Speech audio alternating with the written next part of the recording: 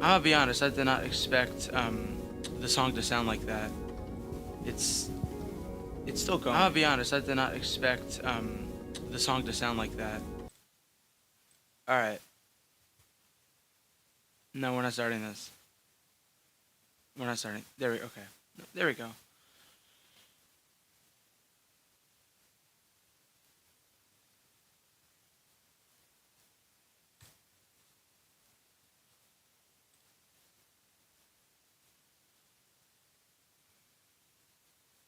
Hold on, let me figure this out first.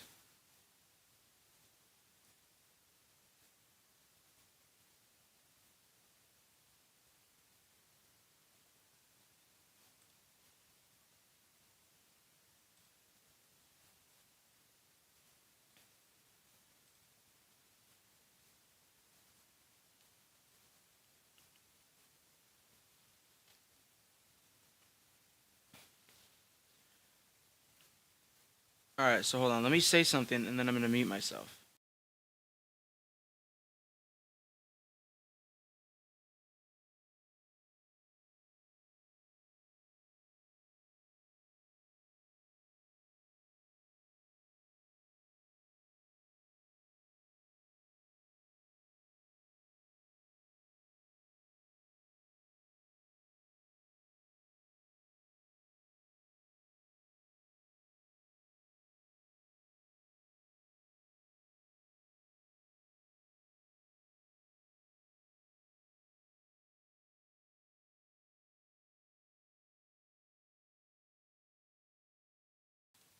Okay, so for some reason it's just gonna play in the background, so I'm gonna take off my headphones, but you guys can't hear it. So if it starts to actually lay over, then let me know in the chat, and I'll figure out a way to stop it. So welcome to the stream today.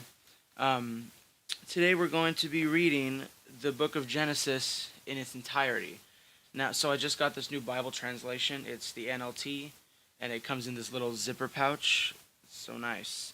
And I haven't read it. I've been saving it for today, so I could read it now. So we're gonna just start on the Old Testament, page 1, book of Genesis. There's nothing that I can really say. If you don't like the NLT, and if you like some other translation, like I like KJV, I like NIV, this is I think my favorite one. And so my plan is bi-weekly or maybe weekly if I'm lucky, I'm going to read the entire book, and it'd be like one stream for one book. Or if there's like the book of or like a really short book, and then I could add two books to one stream so I can get it done faster in a way. So we're just gonna start. I think that's the best thing we can do now. I think we can start. So here, you don't have to see my chin. Okay. Book of Genesis, chapter 1. In the beginning, God created the heavens and the earth. The earth was formless and empty, and darkness covered the deep waters, and the Spirit of God was hovering over the surface of the waters. Then God said, "Let there be light," and there was light. And God saw that the light was good. Then he separated the light from the darkness. God called the light day, and the darkness night. And evening passed, and morning came, marking the first day. Then God said, "Let there be a space between the waters to separate the waters of the heavens from the waters of the earth." And that is what happened. God made the space to separate the waters of the earth from the waters of the heavens. God called the space sky. And evening passed, and morning came, marking the second day. Then God said, "Let the waters beneath the sky flow together into one place, so dry ground may appear." And that is what happened. God called the dry ground land, and the waters seas. And God saw that it was good. Then God said, "Let the land sprout with vegetation, every sort of seed-bearing plant, and trees that grow seed-bearing fruit. These seeds will then produce the kinds of plants and trees from which they came. And that is what happened. The land produced vegetation, all sorts of seed-bearing plants, and trees with seed-bearing fruit. Their seeds produced plants and trees of the same kind, and God saw that it was good. And evening passed, and morning came, marking the third day. Then God said, "Let lights appear in the sky to separate the day from the night. Let them be signs to mark the seasons, days, and years. Let these lights in the sky shine down on the earth." And that is what happened.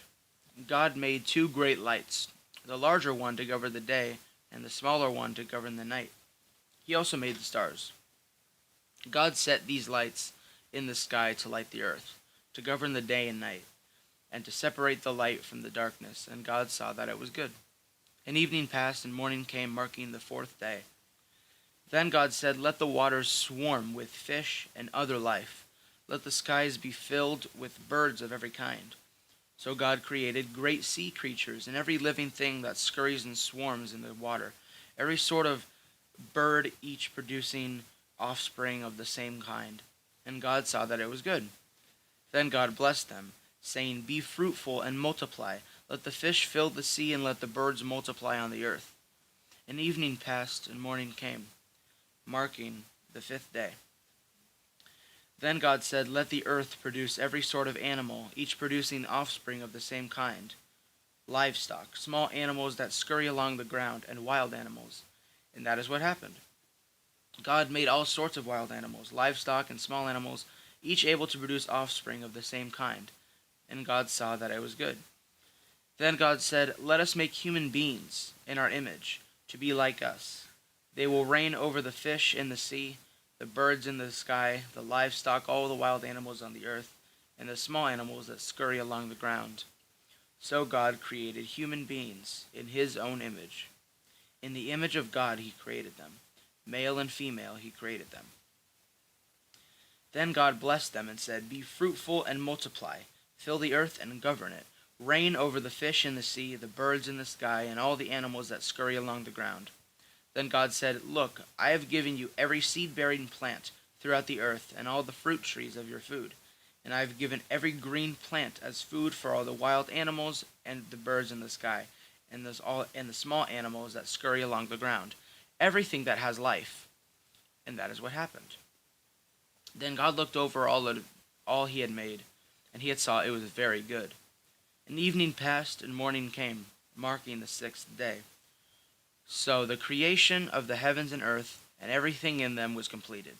On the seventh day, God had finished his work of creation, so he rested from all his work. And God blessed the seventh day and declared it holy, because it was the day when he rested from all his work of creation. This is the account of the creation of the heavens and the earth.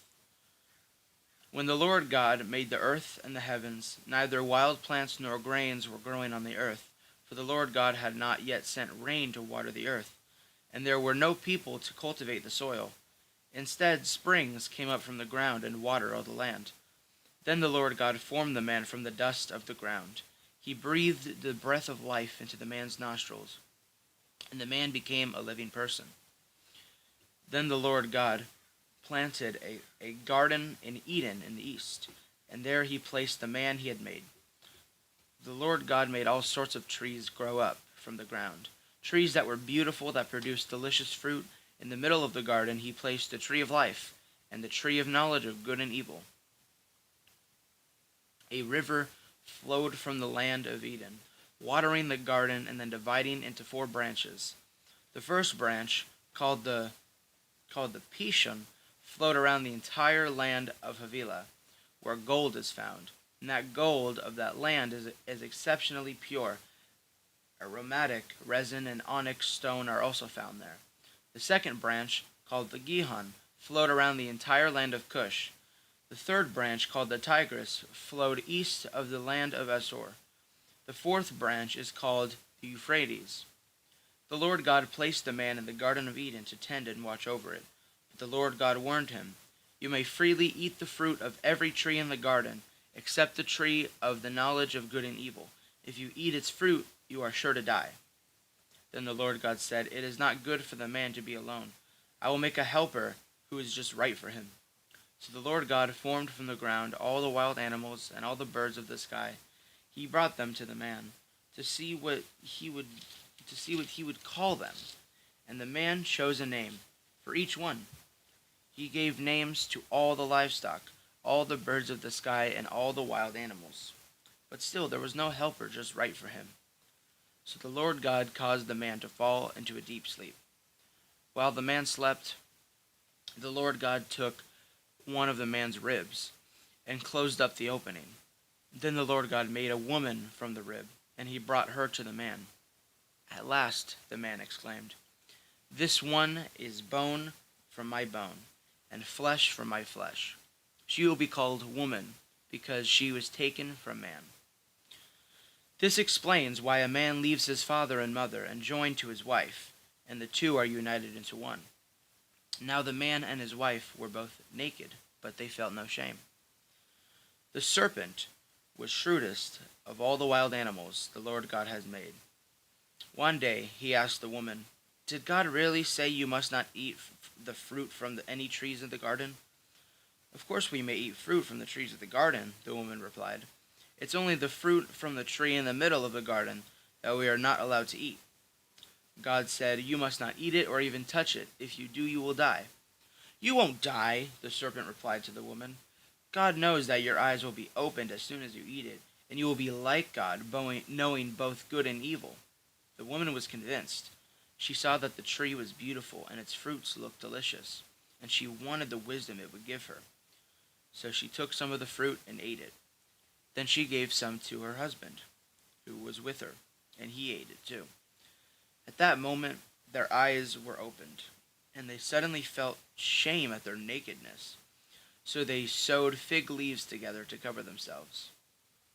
When the cool evening breezes were blowing, the man and his wife heard the Lord God walking about in the garden. So they hid from the Lord God among the trees. Then the Lord God called to the man, "Where are you?" He replied, "I heard you walking in the garden, so I hid. I was afraid because I was naked." "Who told you that you were naked?" the Lord God asked. "Have you eaten from the tree whose fruit I commanded you not to eat?" The man replied, "It was the woman you gave me, who gave me the fruit, and I ate it." Then the Lord God asked the woman, "What have you done?" "The serpent deceived me," she replied. "That's why I ate it." Then the Lord God said to the serpent, "Because you have done this, you are cursed. More than all wild animals, domestic and wild, you will crawl on your belly, groveling in the dust as long as you live. And I will cause hostility between you and the woman, and between your offspring and her offspring. He will strike your head, and you will strike his heel."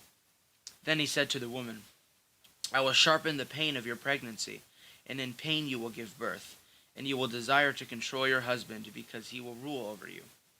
And to the man he said, "Since you listened to your wife and ate from the tree whose fruit I commanded you not to eat, the ground is cursed because of you. All your life you will struggle to scratch a living from it. It will grow thorns and thistles for you. Through, though you will eat of its grains, by the sweat of your brow will you have food to eat until you return to the ground from which you were made. For you were made from dust, and to dust you will return." Okay, I'm gonna pause and make a note here. When I first read this passage, he doesn't explain it in the way where it's like, "Oh yeah, you like oh yeah, you're gonna eventually die." I thought he meant like he cursed Adam like he did the serpent, where he like put his face in the ground and like he was made to walk eternally. But that's the way that snakes look now. That's why we say, "Oh yeah, the serpent is slithering on the ground because God cursed him to." And before that, that wasn't a thing. It was he was like the serpent was like a standing being that was given a voice. And so at this point, like he's obviously talking about the dust, but that's actually a future representation of burying a body by bringing you 6 feet under from where you were conceived, because God made him from the dust. So then you get put down back in the dust, and that wasn't supposed to happen until they ate the fruit, because before that, um, before that they were supposed to live forever. And so once we ate the fruit, and God said, "You will die," some people may say, "Oh no, they didn't die." Well, they actually did. It takes them a shorter time to die now. They were first immortal, and now they're mortal because they ate it. So here God is explaining, so now you're going to die. You're going to age. Okay. Then the man, Adam, named his wife Eve, because she would be the mother of all who live. And the Lord God made clothing from animal skins for Adam and his wife. Then the Lord God said, "Look, the human beings have become like us, knowing both good and evil. What if they reach out, take fruit from the tree of life and eat it? Then they will live forever." So the Lord God banished them from the Garden of Eden, and he sent Adam out to cultivate the ground from which he had been made. After sending them out, the Lord God stationed mighty cherubim to the east of the Garden of Eden, and he placed a flaming sword that flashed back and forth to guard the way to the tree of life. Now Adam had sexual relations with his wife Eve, and she became pregnant. When she gave birth to Cain, she said, "With the Lord's help I have produced a man." Later she gave birth to his brother and named him Abel. When they grew up, Abel became a shepherd, while Cain cultivated the ground. When it was time for the harvest, Cain presented some of his crops as a gift to the Lord. Abel also brought a gift, the best portions of the firstborn lambs from his flock. The Lord accepted Abel and his gift, but he did not accept Cain and his gift. This made Cain very angry, and he looked dejected. "Why are you so angry?" the Lord asked Cain. "Why do you look so dejected? You will be accepted if you do what is right, but if you refuse to do what is right, then watch out. Sin is crouching at the door, eager to control you, but you must subdue it and be its master." One day, Cain suggested to his brother, "Let's go out into the fields." And while they were in the fields, Cain attacked his brother Abel and killed him. Afterward, the Lord asked Cain, "Where's your brother? Where's Abel?" "I don't know," Cain responded. Am I my brother's guardian?" But the Lord said, "What have you done? Listen, your brother's blood cries out to me from the ground. Now you are cursed and banished from the ground, which has swallowed your brother's blood. No longer will the ground yield good crops for you, no matter how hard you work. From now on you will be a homeless wanderer on the earth." Cain replied to the Lord, "My punishment is too great for me to bear. You have banished me from the land and from your presence. You have made me a homeless wanderer. Anyone who finds me will kill me." The Lord replied, "No, for I will give you a sevenfold punishment to anyone who kills you." Then the Lord will put a mark on Cain to warn anyone who might try to kill him. So Cain left the Lord's presence and settled into the land of Nod, east of Eden. Cain had sexual relations with his wife, and she became pregnant and gave birth to Enoch. Then Cain founded a city, which he named Enoch. After his son, Enoch had a son named Irad. Irad became the father of Mehujael. Mehujael became the father of Methuselah. Methuselah became the father of Lamech. Lamech married two women. The first was named Adah, and the second was named Zillah. Adah gave birth to Jabal, who was the first of those who raise livestock and live in tents. His brother's name was Jubal, the first of all who played the harp and flute. Lamech's other wife, Zillah, gave birth to a son named Tubal-Cain. He became an expert in forging tools of bronze and iron. Tubal-Cain had a sister named Naamah. One day Lamech said to his wives, "Adah and Zillah, hear my voice. Listen to me, you wives of Lamech. I have killed a man who attacked me, a young man who wounded me. If someone who kills Cain is punished 7 times, then the one who kills me will be punished 77 times." Adam had sexual relations with his wife again, and she gave birth to another son. She named him Seth, for she said, "God has granted me another son in place of Abel, who came killed." When Seth grew up, he had a son and named him Enosh. At that time, people first began to worship the Lord by name. This is the written account of the descendants of Adam. When God created human beings, he made them to be like himself. He created them male and female, and he blessed them and called them human. When Adam was 130 years old, he became the father of a son who was just like him. In his very image, he named his son Seth. After the birth of Seth, Adam lived another 800 years, and he had other sons and daughters. Adam lived 930 years, and then he died. When Seth was 105 years old, he became the father of Enosh. After the birth of Enosh, Seth lived another 807 years, and he had other sons and daughters. Seth lived 912 years, and then he died. When Enosh was 90 years old, he became the father of Kenan.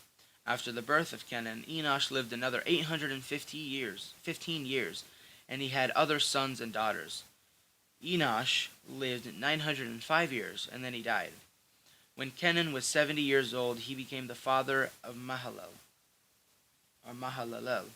After the birth of Mahalalel, Kenan lived another 840 years, and he had other sons and daughters. Kenan lived 910 years, and then he died. When Mahalalel was 65 years old, he became the father of Jared. After the birth of Jared, Mahalalel lived another 830 years, and he had other sons and daughters. Mahalalel lived 895 years, and then he died. When Jared was 162 years old, he became the father of Enoch. After the birth of Enoch, Jared lived another 800 years, and he had other sons and daughters. Jared lived 962 years, and then he died. When Enoch was 65 years old, he became the father of Methuselah. After the birth of Methuselah, Enoch lived in close fellowship with God for another 300 years, and he had other sons and daughters. Enoch lived 365 years, walking in close fellowship with God. Then one day he disappeared because God took him. When Methuselah was 187 years old, he became the father of Lamech. After the birth of Lamech, Methuselah lived another 782 years, and he had other sons and daughters. Methuselah lived 969 years, and then he died. When Lamech was 182 years old, he became the father of a son. Lamech named his son Noah, for he said, "May he bring us relief from our work and the painful labor of farming this ground that the Lord has cursed." After the birth of Noah, Lamech lived another 595 years, and then he had other sons and daughters. Lamech lived 777 years, and then he died. After Noah was 500 years old, he became the father of Shem, Ham, and Japheth. Then the people began to multiply on the earth, and daughters were born to them. The sons of God saw the beautiful woman, and took any they wanted as their wives. Then the Lord said, "My spirit will not put up with humans for such a long time, for they are only mortal flesh. In the future their mortal lifespan will be no more than 120 years. In those days, and for some time, giant Nephilites lived on the earth, for whenever the sons of God had intercourse with women, they gave birth to children who became heroes and famous warriors of ancient times. The Lord observed the extent of human wickedness on the earth, and saw that everything they thought or imagined was consistently and totally evil. So the Lord was sorry he had ever made them and put them on the earth. It broke his heart. And the Lord said, "I will wipe this human race I have created from the face of the earth. Yes, I will destroy every living thing, all the people, the large animals, the small animals that scurry along the ground, and even the birds of the sky. I am sorry I ever made them." But Noah found favor with the Lord. This is the account of Noah and his family. Noah was a righteous man, and the only blameless person living on earth at the time, and he walked in close fellowship with God. Noah was the father of 3 sons, Shem, Ham, and Japheth. Now God saw that the earth had become corrupt and was filled with violence. God observed all of this corruption in the world, for everyone on earth was corrupt. So God said to Noah, "I have decided to destroy all living creatures, for they have filled the earth with violence. Yes, I will wipe them out along the earth. Build a large boat from cypress wood and waterproof it with tar inside and out. Then construct decks and stalls throughout its interior. Make the boat 450 feet long, 75 feet wide, and 45 feet high. Leave an 18-inch opening below the roof all the way around the boat.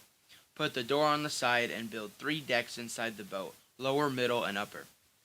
Look, I am about to cover the earth with a flood that will destroy every living thing that breathes. Everything on earth will die. But I will confirm my covenant with you. So enter the boat. You and your wife, and your sons and their wives, bring a pair of every kind of animal, male and female, into the boat with you to keep them alive during the flood. Pairs of every kind of bird and every kind of animal and every kind of small animal that scurries along the ground will come to you to be kept alive. And be sure to take on board enough food for your family and for all the animals. So Noah did everything exactly as God had commanded him. When everything was ready, the Lord said to Noah, "Go into the boat with all your family, for among all the people of the earth I can see that you alone are righteous. Take with you 7 pairs, male and female, of each animal I have approved for eating and for sacrifice, and take 1 pair of each of the others. Also take 7 pairs of every kind of bird. There must be male and female in each pair to ensure that all life will survive on earth after the flood. 7 days from now I will make the rains pour down on the earth, and it will rain for 40 days and 40 nights, until I have wiped the earth from all the living things I have created." So Noah did everything as the Lord commanded him. Noah was 600 years old when the flood covered the earth. He went on board the boat to escape the flood. He and his wife, with his son and their wives, with them were all the various kinds of animals, those approved for eating and for sacrifice, and those that were not, along with the birds and the small animals that scurry along the ground. They entered the boat in pairs, male and female, just as God had commanded Noah. After 7 days the waters of the flood came and covered the earth. When Noah was 600 years old, on the 17th day of the second month, all the underground waters erupted from the earth, and the rain fell in mighty torrents from the sky. The rain continued to fall for 40 days and 40 nights. That very day Noah had gone into the boat with his wife and his sons, Shem, Ham, and Japheth, and their wives. With them in the boat were pairs of every kind of animal, domestic and wild, large and small, along with birds of every kind. 2 by 2 they came into the boat, representing every living thing that breathes. A male and female of each kind entered, just as God had commanded Noah. Then the Lord closed the door behind them. For 40 days the flood waters grew deeper, covering the ground and lifting the boat high above the earth. As the waters rose higher and higher above the ground, the boat floated safely on the surface. Finally, the water covered even the highest mountain on the earth, rising more than 22 feet above the highest peaks. All the living things on earth died. Birds, domestic animals, wild animals, small animals that scurry along the ground, and all the people. Everything that breathed and lived on dry land died. God wiped out every living thing on earth. People, livestock, small animals that scurry along the ground, and the birds of the sky, all were destroyed. The only people who survived were Noah and those with him in the boat. And the flood waters covered the earth for 150 days. But God remembered Noah and all the wild animals and livestock with him in the boat. He sent a wind to blow across the earth, and the flood waters began to recede. The underground waters stopped flowing, and the torrential rain from the sky were stopped. So the flood waters gradually receded from the earth. After 150 days, exactly 5 months from the time the flood began, the boat came to rest on the mountains of Ararat. 2.5 months later, as the waters continued to go down, other mountain peaks became visible.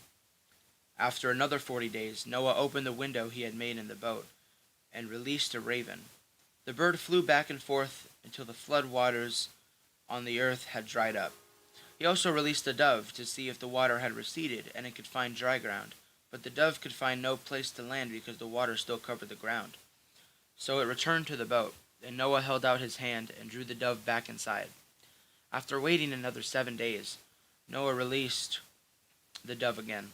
This time the dove returned to him in the evening with a fresh olive leaf in its beak. Then Noah knew that the flood waters were almost gone. He waited another 7 days and then released the dove again. This time it did not come back. Noah was now 601 years old. On the first day of the new year, 10.5 months after the flood began, the flood waters had almost dried up from the earth. Noah lifted back the covering of the boat and saw that the surface of the ground was drying. 2 more months went by, and at last the earth was dry. Then God said to Noah, "Leave the boat, all of you, you and your wife, your sons and their wives. Release the animals, the birds, the livestock, and the small animals that scurry along the ground, so they can be fruitful and multiply throughout the earth." So Noah, his wife, and his sons and their wives left the boat, and all of the large and small animals and birds came out of the boat, pair by pair. Then Noah built an altar to the Lord, and there he sacrificed as burnt offerings the animals and birds that had been approved for that purpose. And the Lord was pleased with the aroma of sacrifice, and said to himself, "I will never again curse the ground because of the human race, even though everything they think or imagine is bent towards evil from childhood. I will never again destroy all living things, as long as the earth remains. There will be planting and harvest, cold day and cold and heat, summer and winter, day and night." Then God blessed Noah and his sons and told them, "Be fruitful and multiply, fill the earth, all the animals of the earth and the birds of the sky, all the small animals that scurry along the ground, and all the fish in the sea that will look on you with fear and terror. I have placed them in your power. I have given them to you for food, just as I have given you grain and vegetables, but you must never eat any meat that still has the lifeblood in it. And I will require the blood of anyone who takes another person's life. If a wild animal kills a person, it must die, and anyone who murders a fellow human must die. If anyone takes a human life, that person's life will also be taken by human hands, for God made human beings in his own image. Now be fruitful and multiply, and repopulate the earth." Then God told Noah and his sons, "I hereby confirm my covenant with you and your descendants, and with all the animals that were on the boat with you, the birds, the livestock, and all the wild animals. Every living creature on earth. Yes, I am confirming my covenant with you. Never again will floodwaters kill all living creatures. Never again will a flood destroy the earth." Then God said, "I am giving you a sign of my covenant with you and with all living creatures for generations to come. I have placed my rainbow in the clouds. It is the sign of my covenant with you and with all the earth. When I send clouds over the earth, the rainbow will appear in the clouds, and I will remember my covenant with you and all the living creatures. Never again will the floodwaters destroy all life. When I see the rainbow in the clouds, I will remember the eternal covenant between God and every living creature on earth." Then God said to Noah, "Yes, this rainbow is the sign of the covenant I am confirming with all the creatures on earth."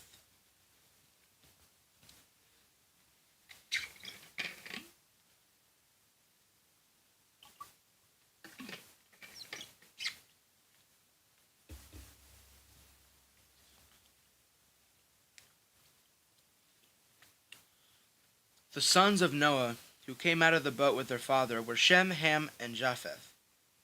Ham is the father of Canaan.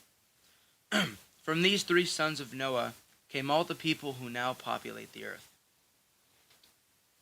After the flood, Noah began to cultivate the ground, and he planted a vineyard. One day he drank some wine he had made, and he became drunk and lay naked inside his tent. Ham, the father of Canaan, saw that his father was naked and went outside and told his brothers. Then Shem and Japheth took a robe, held it over their shoulders, and backed into the tent to cover their father. As they did this, they looked the other way so they would not see him naked. When Noah woke up from his stupor, he learned what Ham, his youngest son, had done. Then he cursed Canaan, the son of Ham. "May Canaan be cursed, may he be the lowest of servants to his relatives." Then Noah said, "May the Lord, the God of Shem, be blessed, and may Canaan be his servant. May God expand the territory of Japheth. May Japheth share the prosperity of Shem, may Canaan be his servant." Noah lived another 350 years after the great flood. He lived 950 years, and then he died. This is the account of the families of Shem, Ham, and Japheth, and the three sons of Noah. Many children were born to them after the great flood. The descendants of Japheth were Gomer, Magog, Madai, Javan, Tubal, Meshech, and Tiras. The descendants of Gomer were Ashkenaz, Riphath, and Togarmah. The descendants of Javan were Elisha, Tarshish, Kittim, and Rodanim. Their descendants became the seafaring peoples that spread out to various lands, each identified by its own language, clan, and national identity. The descendants of Ham were Cush, Mizraim, Put, and Canaan. The descendants of Cush were Seba, Havilah, Sabta, Rama, and Sabteka. The descendants of Rama were Seba and Dedam. Cush was also an ancestor of Nimrod, who was the first heroic warrior on earth. Since he was the greatest hunter in the world, his name became proverbial. Some people would say, "This man is like Nimrod, the greatest hunter in the world. He built his kingdom in the land of Babylonia, with the cities of Babylon, Erech, Akkad, and Calneh. From there he expanded his territories to Assyria, building the cities of Nineveh, Ribobothir, Calah, and Rezin, the great city located beneath Nineveh and Calah. Mizraim was the ancestor of the Ludites, Anamites, Lehabites, Nephtuhites, Pathrusites, Calhusites, and the Caphtorites, from whom the Philistines came. Canaan's oldest son was Sidon, the ancestor of the Sidonians. Canaan was also the ancestor of the Hittites. Jebusites, Amorites, Girgashites, Hivites, Arkites, Sinites, Arvadites, Zemarites, and Hamathites. The Canaanite clan eventually spread out, and the territory of Canaan extended from Sidon in the north of Gerar and Gaza in the south, and east as far as Sodom, Gomorrah, Admah, and Zeboim near Lasha. These were the descendants of Ham, identified by clan, language, territory, and national identity. Sons were also born to Shem, the older brother of Japheth. Shem was the ancestor of all the descendants of Eber. The descendants of Shem were Elam, Ashur, Arphaxad, Lud, and Aram. The descendants of Aram were Uz, Hul, Gether, and Mash. Arphaxad was the father of Shelah, and Shelah was the father of Eber. Eber had two sons. The first was named Peleg, which means division, for during his lifetime the people of the world were divided into different language groups. His brother's name was Joktan. Joktan was the ancestor of Alamadad, Shelef, Hazarmaveth, Jerah, Hadaram, Uzal, Dikla, Obal, Abimel, Sheba, Ophir, Havilah, and Jobab. All these were descendants of Joktan. The territory they occupied extended from Mesha all the way to Sephar in the eastern mountains. They were the descendants of Shem, identified by clan, language, territory, and national identity. These are the clans that descended from Noah's sons, arranged by nation according to their lines of descent. All the nations of the earth descended from these clans after the great flood. At one time, all the people of the world spoke the same language and used the same words. As the people migrated to the east, they found a plain in the land of Babylonia and settled there.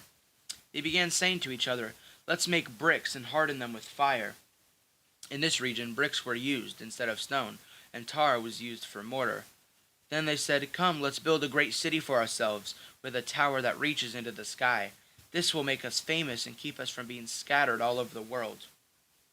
But the Lord came down to look at the city and the tower of the people that were building. "Look," he said, "the people are united, and they all speak the same language. After this, nothing they set out to do will be impossible for them. Come, let's go down and confuse the people with different languages. Then they won't be able to understand each other." In that way, the Lord scattered them all over the world, and they stopped building the city. That is why the city was called Babel, because that is where the Lord confused the people with different languages. In this way, he scattered them all over the world. This is the account of Shem's family. 2 years after the great flood, when Shem was 100 years old, he became the father of Arphaxad. After the birth of Arphaxad, Shem lived another 500 years and had other sons and daughters. When Arphaxad was 35 years old, he became the father of Shelah. After the birth of Shelah, Arphaxad lived another 403 years and had other sons and daughters. When Shelah was 30 years old, he became the father of Eber. After the birth of Eber, Shelah lived another 403 years and had other sons and daughters. When Eber was 34 years, he became the father of Peleg. After the birth of Peleg, Eber lived another 433 years and had other sons and daughters. When Peleg was 30 years old, he became the father of Reu. After the birth of Reu, Peleg lived another 209 years and had other sons and daughters. When Reu was 30 years old, he became the father of Sereg. After the birth of Sereg, Reu lived another 207 years and had other sons and daughters. When Sereg was 30 years old, he became the father of Nahor. After the birth of Nahor, Sereg lived another 200 years and had other sons and daughters. When Nahor was 25 years old, he became the father of Terah. After the birth of Terah, Nahor lived another 119 years and had other sons and daughters. After Terah was 70 years old, he became the father of Abram, Nahor, and Haran. This is the account of Terah's family. Terah was the father of Abram, Nahor, and Haran was the father of Lot. But Haran died in Ur of the Chaldeans, the land of his birth. While his father Terah was still living, meanwhile Abram and Nahor both married. The name of Abram's wife was Sarai, and the name of Nahor's wife was Milcah. Milcah and her sister Isaac were daughters of Nahor's brother Haran. But Sarai was unable to become pregnant and had no children. One day Terah took his son Abram, his daughter-in-law Sarai, and his son Abram's wife, and his grandson Lot, his son Haran's child, and moved away from Ur of the Chaldeans. He was headed for the land of Canaan, but they stopped at Haran and settled there. Terah lived for 205 years and died while still in Haran. The Lord said to Abram, "Leave your native country, your relatives, and your father's family, and go to the land that I will show you. I will make you into a great nation. I will bless you and make you famous, and you will be a blessing to others. I will bless those who bless you, and curse those who treat you with contempt. All the families on earth will be blessed through you." So Abram departed, as the Lord had instructed, and Lot went with him. Abram was 75 years old when he left Haran. He took his wife Sarai, his nephew Lot, and all his wealth, his livestock, and the people he had taken into his household at Haran, and headed for the land of Canaan. When they arrived in Canaan, Abram traveled through the land as far as Shechem. There he set up camp beside the oak of Moreh. At the time, the area was inhabited by the Canaanites. Then the Lord appeared to Abram, and said, "I will give this land to your descendants." And Abram built an altar there and dedicated it to the Lord, who had appeared to him. After that, Abram traveled south and set up camp in the hill country, with Bethel to the west and Ai to the east. There he built another altar and dedicated it to the Lord, and he worshipped the Lord. Then Abram continued traveling south by stages towards the Negev. At that time, a severe famine struck the land of Canaan, forcing Abram to go down to Egypt, where he lived as a foreigner. As he was approaching the border of Egypt, Abram said to his wife Sarai, "Look, you are a very beautiful woman. When the Egyptians see you, they will say, 'This is his wife. Let's kill him, then we can have her.' So please tell them you are my sister, and they will spare my life and treat me well because they are interested in you." And sure enough, when Abram arrived in Egypt, everyone noticed Sarai's beauty. When the palace officials saw her, they sang her praises to Pharaoh, their king, and Sarai was taken into his palace. Then Pharaoh gave Abram many gifts because of her: sheep, goats, cattle, male and female donkeys, male and female servants, and camels. But the Lord sent terrible plagues upon Pharaoh and his household because of Sarai, Abram's wife. So Pharaoh summoned Abram and accused him sharply. "What have you done to me?" he commanded. "Why didn't you tell me she was your wife? What did you say? 'She is my sister,' and allow me to take her as my wife? Now then, here is your wife. Take her and get out of here." Pharaoh ordered some of his men to escort them, and he sent Abram out of the country along with his wife and all his possessions. So Abram left Egypt and traveled north into Negev, along with his wife and Lot and all that they owned. Abram was very rich in livestock, silver and gold. From the Negev they continued, traveling by stages towards Bethel, and they pitched their tents between Bethel and Ai, where they had camped before. This was the same place where Abram had built the altar, and there he worshipped the Lord again. Lot, who was traveling with Abram, had also become very wealthy with flocks of sheep and goats, herds of cattle, and many tents. But the land could not support both Abram and Lot with all their flock and herds living so close together. So disputes broke out between the herdsmen of Abram and Lot. At the time, Canaanites and Perizzites were also living in the land. Finally, Abram said to Lot, "Let's not allow this conflict to become between us or our herdsmen. After all, we're all close relatives. The whole countryside is upon to you. Take your choice of any section of the land you want, and we will separate. If you want the land to the left, then I'll take the land on the right. If you prefer the land on the right, then I'll go to the left." Lot took a long look at the fertile plains of Jordan Valley in the direction of Zor. Then the whole area was well watered everywhere, like the garden of the Lord or the beautiful land of Egypt. This was before the Lord destroyed Sodom and Gomorrah. Lot chose himself the whole Jordan Valley to the east of them. He went there with his flocks and servants and parted. He went there with his flocks and servants and parted company with his uncle Abram. So Abram settled in the land of Canaan, and Lot moved his tents to a place near Sodom and settled among the cities of the plain. But the people of this area were extremely wicked and constantly sinned against the Lord. After Lot had gone, the Lord said to Abram, "Look as far as you can see in every direction, north and south, east and west. I am giving all of this land, as far as you can see, to you and your descendants, as a permanent possession. And I will give you so many descendants that, like the dust of the earth, they cannot be counted. Go and walk through the land in every direction, for I am giving it to you." So Abram moved his camp to Hebron and settled near the oak grove belonging to Mamre. There he built another altar to the Lord.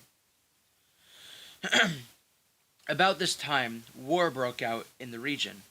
King Amraphel of Babylonia, King Arioch of Elasar, King Kedorlaomer of Elam, the King Tidal of Goim fought against King Bera of Sodom, King Bersha of Gomorrah, King Shinab of Admah, King Shemeber of Zeboim, and the king of Bela, also called Zor. This second group of kings joined forces in Siddim Valley, that is the valley of the Dead Sea. For 12 years they had been subject to King Kedorlaomer, but in the 13th year they rebelled against him. 1 year later, Kedorlaomer and his allies arrived. And his allies arrived and defeated the Rephites at Ashtaroth Karnaim, and Zuites at Ham, and Emites at Save Kiriathim, and Horites at Mount Seir, as far as El Paran at the edge of the wilderness. Then they turned back and came to En Mishpat, now called Kadesh, and conquered all the territory of the Amalekites, and also the Amorites living in Hazazon Tamar. Then the rebel kings of Sodom, Gomorrah, Admah, Zeboim, and Bela, also called Zor, prepared for the battle of the valley of the Dead Sea. They fought against the king Kedorlaomer of Elam, King Tidal of Goim, King Amraphel of Babylonia, and King Arioch of Elasar, 4 kings against 5. As it happened, the valley of the Dead Sea was filled with tar pits, and many army of the king of Sodom and Gomorrah fled. Some fell into tar pits, while the rest escaped into the mountains. The victorious invaders then plundered Sodom and Gomorrah and headed for home, taking with them all the spoils of war and the food and the supplies. They also captured Lot, Abram's nephew, who lived in Sodom, and carried off everything he owed. But one of Lot's men escaped and reported everything to Abram, the Hebrew, who was living near the oak grove belonging to Mamre the Amorite. Mamre and his relatives, Eshcol and Aner, were Abram's allies. When Abram heard that his nephew Lot had been captured, he mobilized the 318 trained men who had been born into his household. Then he pursued Kedorlaomer's army until he caught up with them at Dan. There he divided his men and attacked during the night. Kedorlaomer's army fled, but Abram chased them as far as Hobah, north of Damascus. Abram recovered all the goods that had been taken, and he brought back his nephew Lot, with his possessions and all the women and other captives. After Abram returned from his victory over Kedorlaomer and all his allies, the king of Sodom went out to meet him in the valley of Shaveh, that is, the king's valley. And Melchizedek, the king of Salem, and a priest of God Most High, brought Abram some bread and wine. Melchizedek blessed Abram with this blessing: Blessed be Abram by God Most High, creator of heaven and earth, and blessed be God Most High, who has defeated your enemies for you. Then Abram gave Melchizedek a tenth of all the goods he had recovered. The king of Sodom said to Abram, Give back my people who were captured, but you may keep for yourself all the goods you have recovered.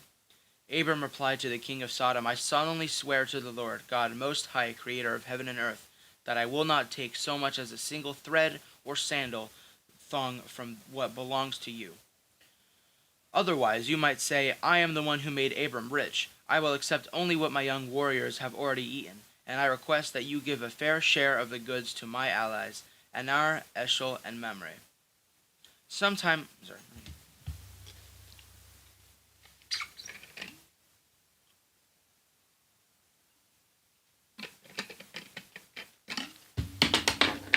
Okay, give me just one moment.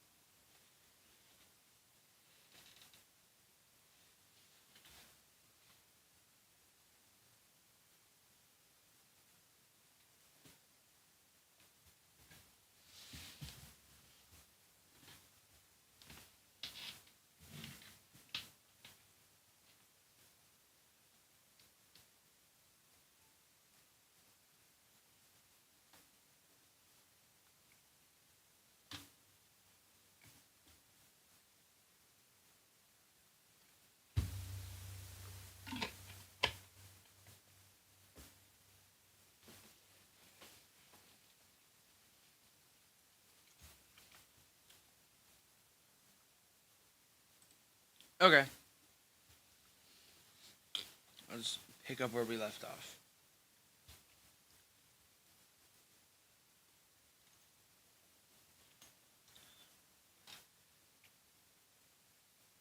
Sometime later, the Lord spoke to Abram in a vision. Sometime later, the Lord spoke to Abram in a vision, and he said to him, Do not be afraid, Abram, for I will protect you, and your reward will be great. But Abram replied, O sovereign Lord, what good are all your blessings when I don't even have a son? Since you've given me no children, Eliezer of Damascus, a servant in my household, will inherit all of my wealth. You have given me no descendants of my own, so one of my servants will be my heir. Then the Lord said to him, No, your servant will not be your heir, for you will have a son of your own who will be your heir. Then the Lord took Abram outside and said to him, Look up into the sky and count the stars if you can. That's how many descendants you will have. And Abram believed the Lord, and the Lord counted him as righteous because of his faith. Then the Lord told him, I am the Lord who brought you out of Ur of the Chaldeans to give you this land as your possession. But Abram replied, O sovereign Lord, how can I be sure that I will actually possess it? The Lord told him, Bring me a 3-year-old heifer, a 3-year-old female goat, and a 3-year-old ram, a turtle dove, and a young pigeon. So Abram presented all of these to him and killed them. Then he cut each animal down the middle and laid the halves side by side. He did not, however, cut the birds in half. Some vultures swooped down to eat the carcasses, but Abram chased them away. As the sun was going down, Abram fell into a deep sleep, and a terrifying darkness came down over him. Then the Lord said to Abram, You can be sure that your descendants will be strangers in a foreign land, where they will be oppressed as slaves for 400 years. But I will punish the nation.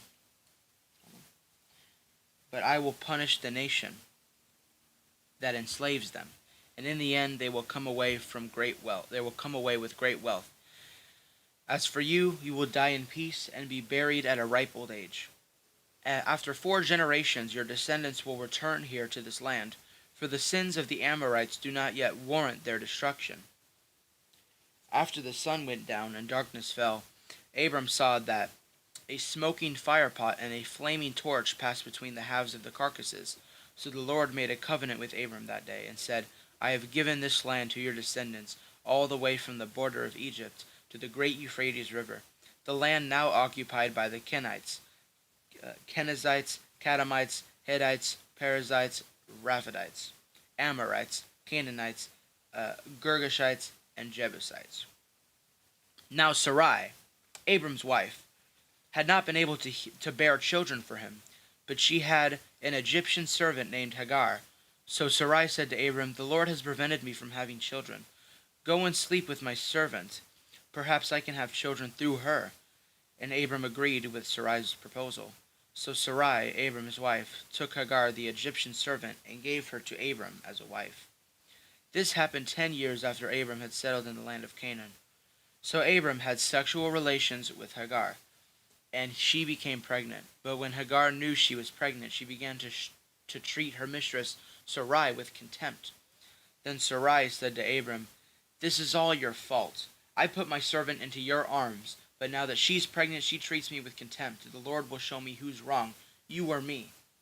Abram replied, "Look, she is your servant, so deal with her as you see fit." Then Sarai treated Hagar so harshly that she finally ran away. The angel of the Lord found Hagar beside a spring of water in the wilderness, along the road to Shur. The angel said to her, "Hagar, Sarai's servant, where have you come from and where are you going?" "I'm running away from my mistress, Sarai," she replied. The angel of the Lord said to her, "Return to your mistress and submit to her authority." Then he added, "I will give you more descendants than you can count." The angel also said, "You are now pregnant and will give birth to a son. You are to name him Ishmael, which means God hears, for the Lord has heard your cry of distress. This son of yours will be a wild man, as untamed as a wild donkey. He will raise a fist against everyone, and everyone will be against him. Yes, he will live in an open hostility against all his relatives." Thereafter Hagar used another name to refer to the Lord who had spoken to her. She said, "You are the God who sees me." She also said, "Have I truly seen the one who sees me?" So that well was named Beer Lahai Roi, which means well of the living one who sees me. It can still be found between Kadesh and Bered. So Hagar gave Abram a son, and Abram named him Ishmael. Abram was 86 years old when Ishmael was born.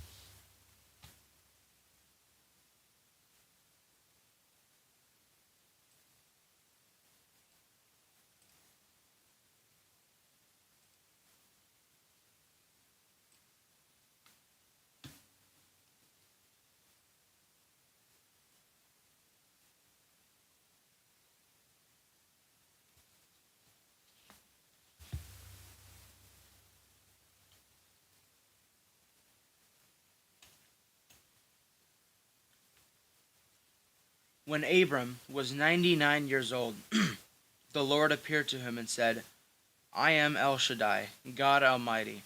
Serve me faithfully and live a blameless life. I will make a covenant with you, by which I will guarantee to give you countless descendants."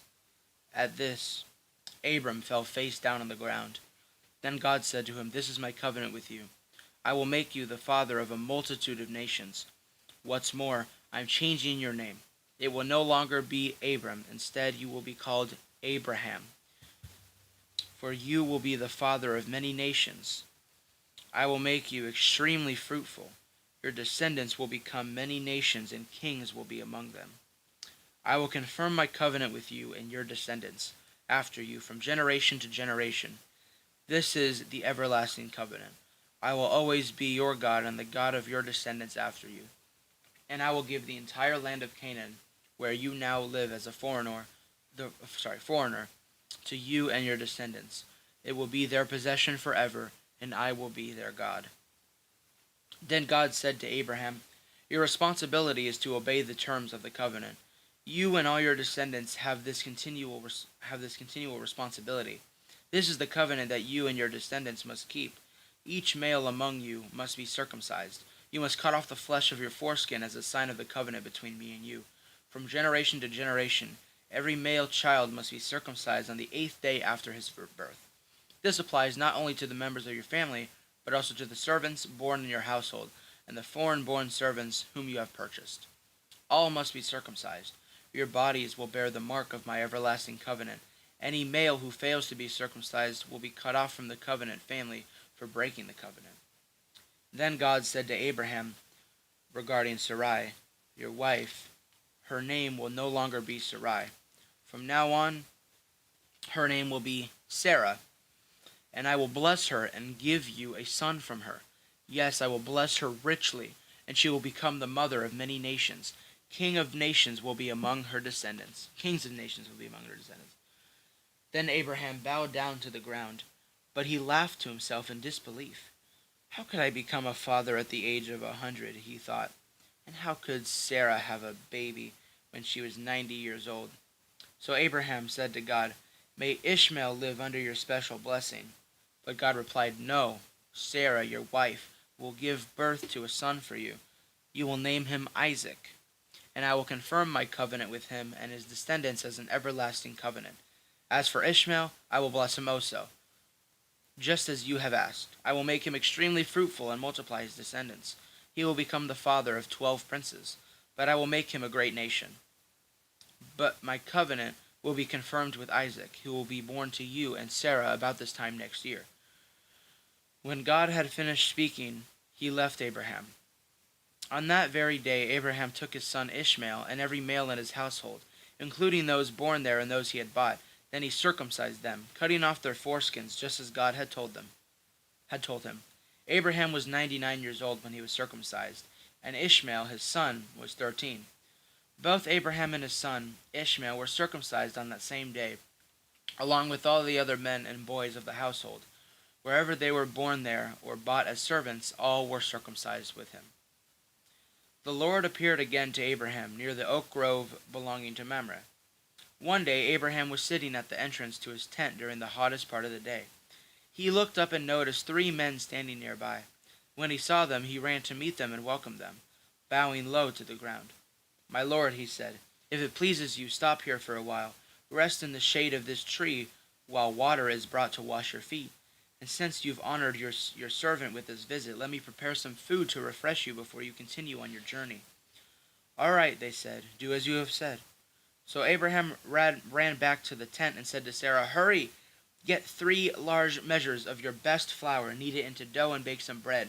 Then Abraham ran out into the herd and chose a tender calf and gave it to his servant, who quickly prepared it. When the food was ready, Abraham took some yogurt and milk and the roasted meat, and he served it to the men. As they ate, Abraham waited on them in the shade of the trees. Where is Sarah, your wife? The visitors asked. She's inside the tent, Abraham replied.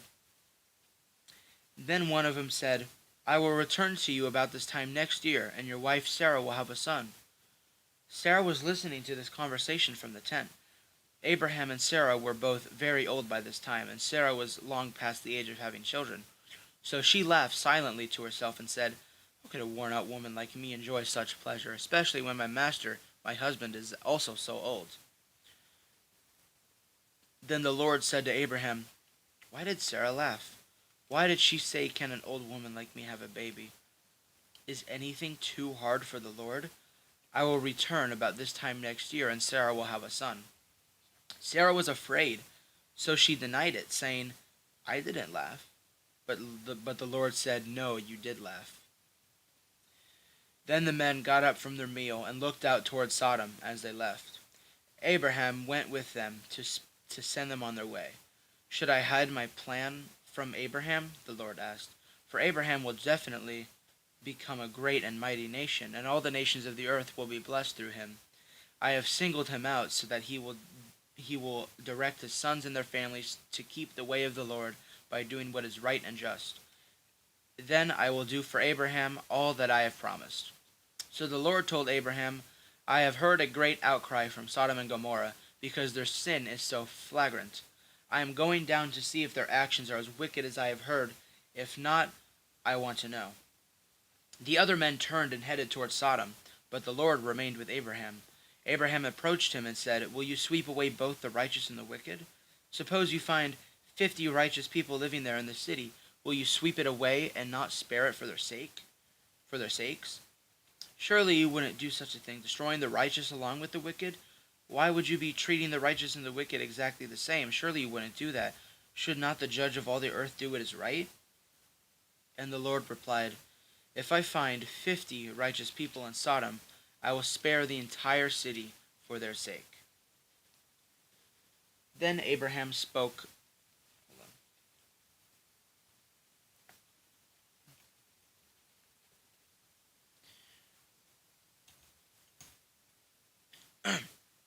Then Abraham spoke again.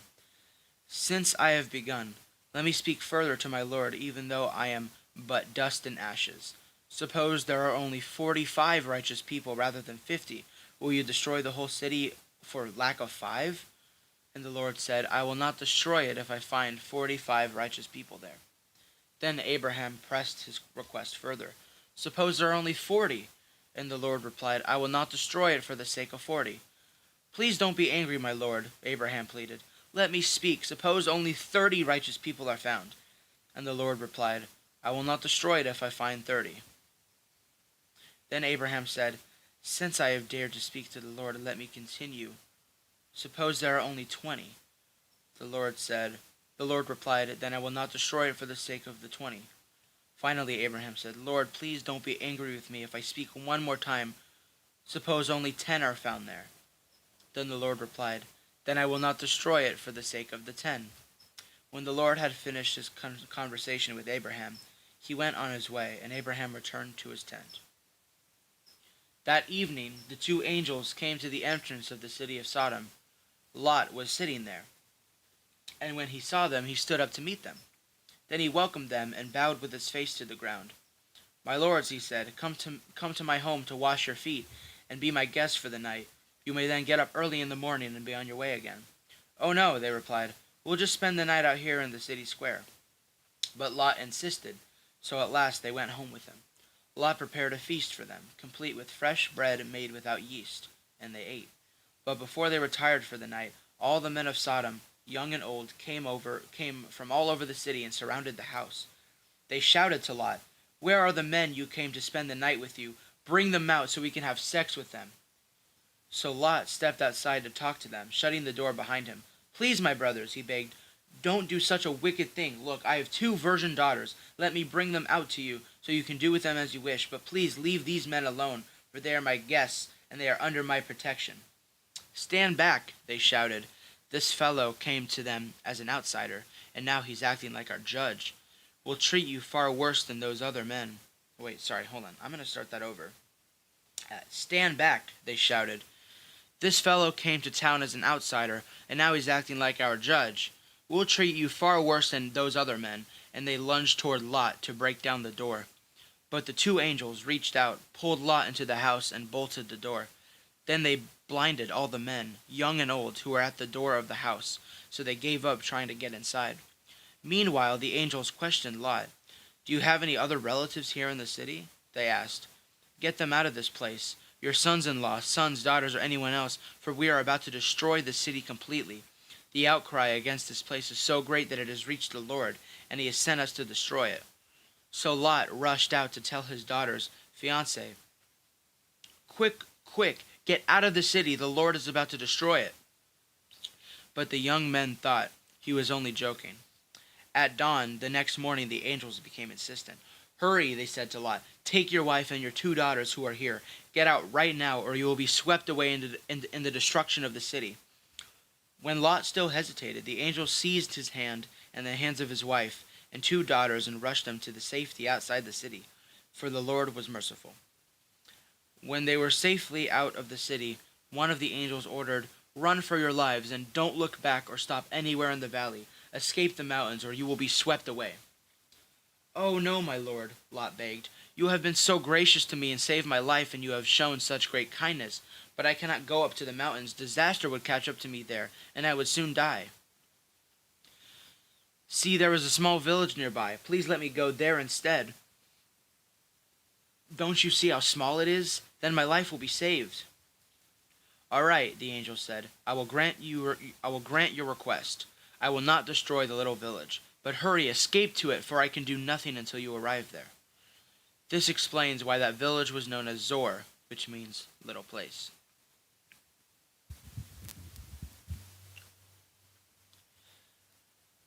Lot reached the village just as the sun was rising over the horizon. Then the Lord rained down fire and burning sulfur from the sky on Sodom and Gomorrah. He utterly destroyed them, along with the other cities and villages of the plain, wiping out, wiping out all the people and every bit of vegetation. But Lot's wife looked back as she was following behind him, and she turned into a pillar of salt. Abraham got up early that morning and hurried out to the place where he had stood in the Lord's presence.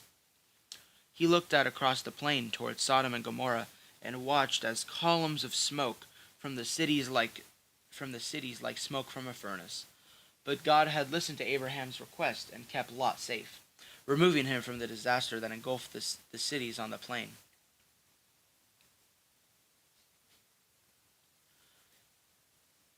Afterward, Lot left Zor because he was afraid of the people there, and he went to live in the cave in the mountains with his 2 daughters. One day the older daughter said to her sister, "There are no men left anywhere in this entire area, so we can't get married like everyone else. And our father will soon be too old to have children. Come, let's get drunk with wine, and then we will have sex with him. That way he will preserve our family line through our father." So that night they got him drunk with wine, and the older daughter went in and had intercourse with her father. He was unaware of her lying down or getting up again. The next morning the older daughter said to the younger sister, "I had sex with our father last night. Let's get him drunk with wine again tonight, and you go in and have sex with him. That way we will preserve our family line through our father." So that night they got him drunk with wine again, and the younger daughter went in and had intercourse with him. As before, he was unaware of her lying down or getting up again. As a result, both of Lot's daughters became pregnant by their own father. When the older daughter gave birth to a son, they named him Moab. He became the ancestor of the nation now known as the Moabites. When the younger daughter gave birth to a son, she named him Ben-Ammi. He became the ancestor of the nation now known as the Ammonites. Abraham moved south to the Negev and lived for a while between Kadesh and Shur. And then he moved on to Gerar. While living there as a foreigner, Abraham introduced his wife, Sarah, by saying, "She is my sister." So King Abimelech of Gerar sent for Sarah and had her brought to him at his palace. But that night God came to Abimelech in a dream and told him, "You are a dead man, for that woman you have taken is already married." But Abimelech had not slept with her yet. So he said, "Lord, will you destroy an innocent nation? Didn't Abraham tell me, 'She is my sister'? And she herself said, 'Yes, he is my brother.' I acted in complete innocence. My hands are clean."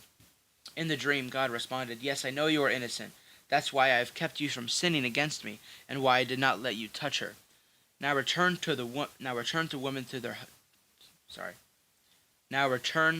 to her husband, and he will pray for you, for he is a prophet. But then you will live. But if you don't return her to him, you can be sure that you and all your people will die." Abimelech got up early the next morning and quickly called all his servants together. When he told them what had happened, his men were terrified. Then Abimelech called for Abraham. "What have you done to us?" he demanded. "What crime have I committed that deserves treatment like this, making me and my kingdom guilty of this great sin? No one should ever do what you have done. Whatever possessed you to do such a thing?"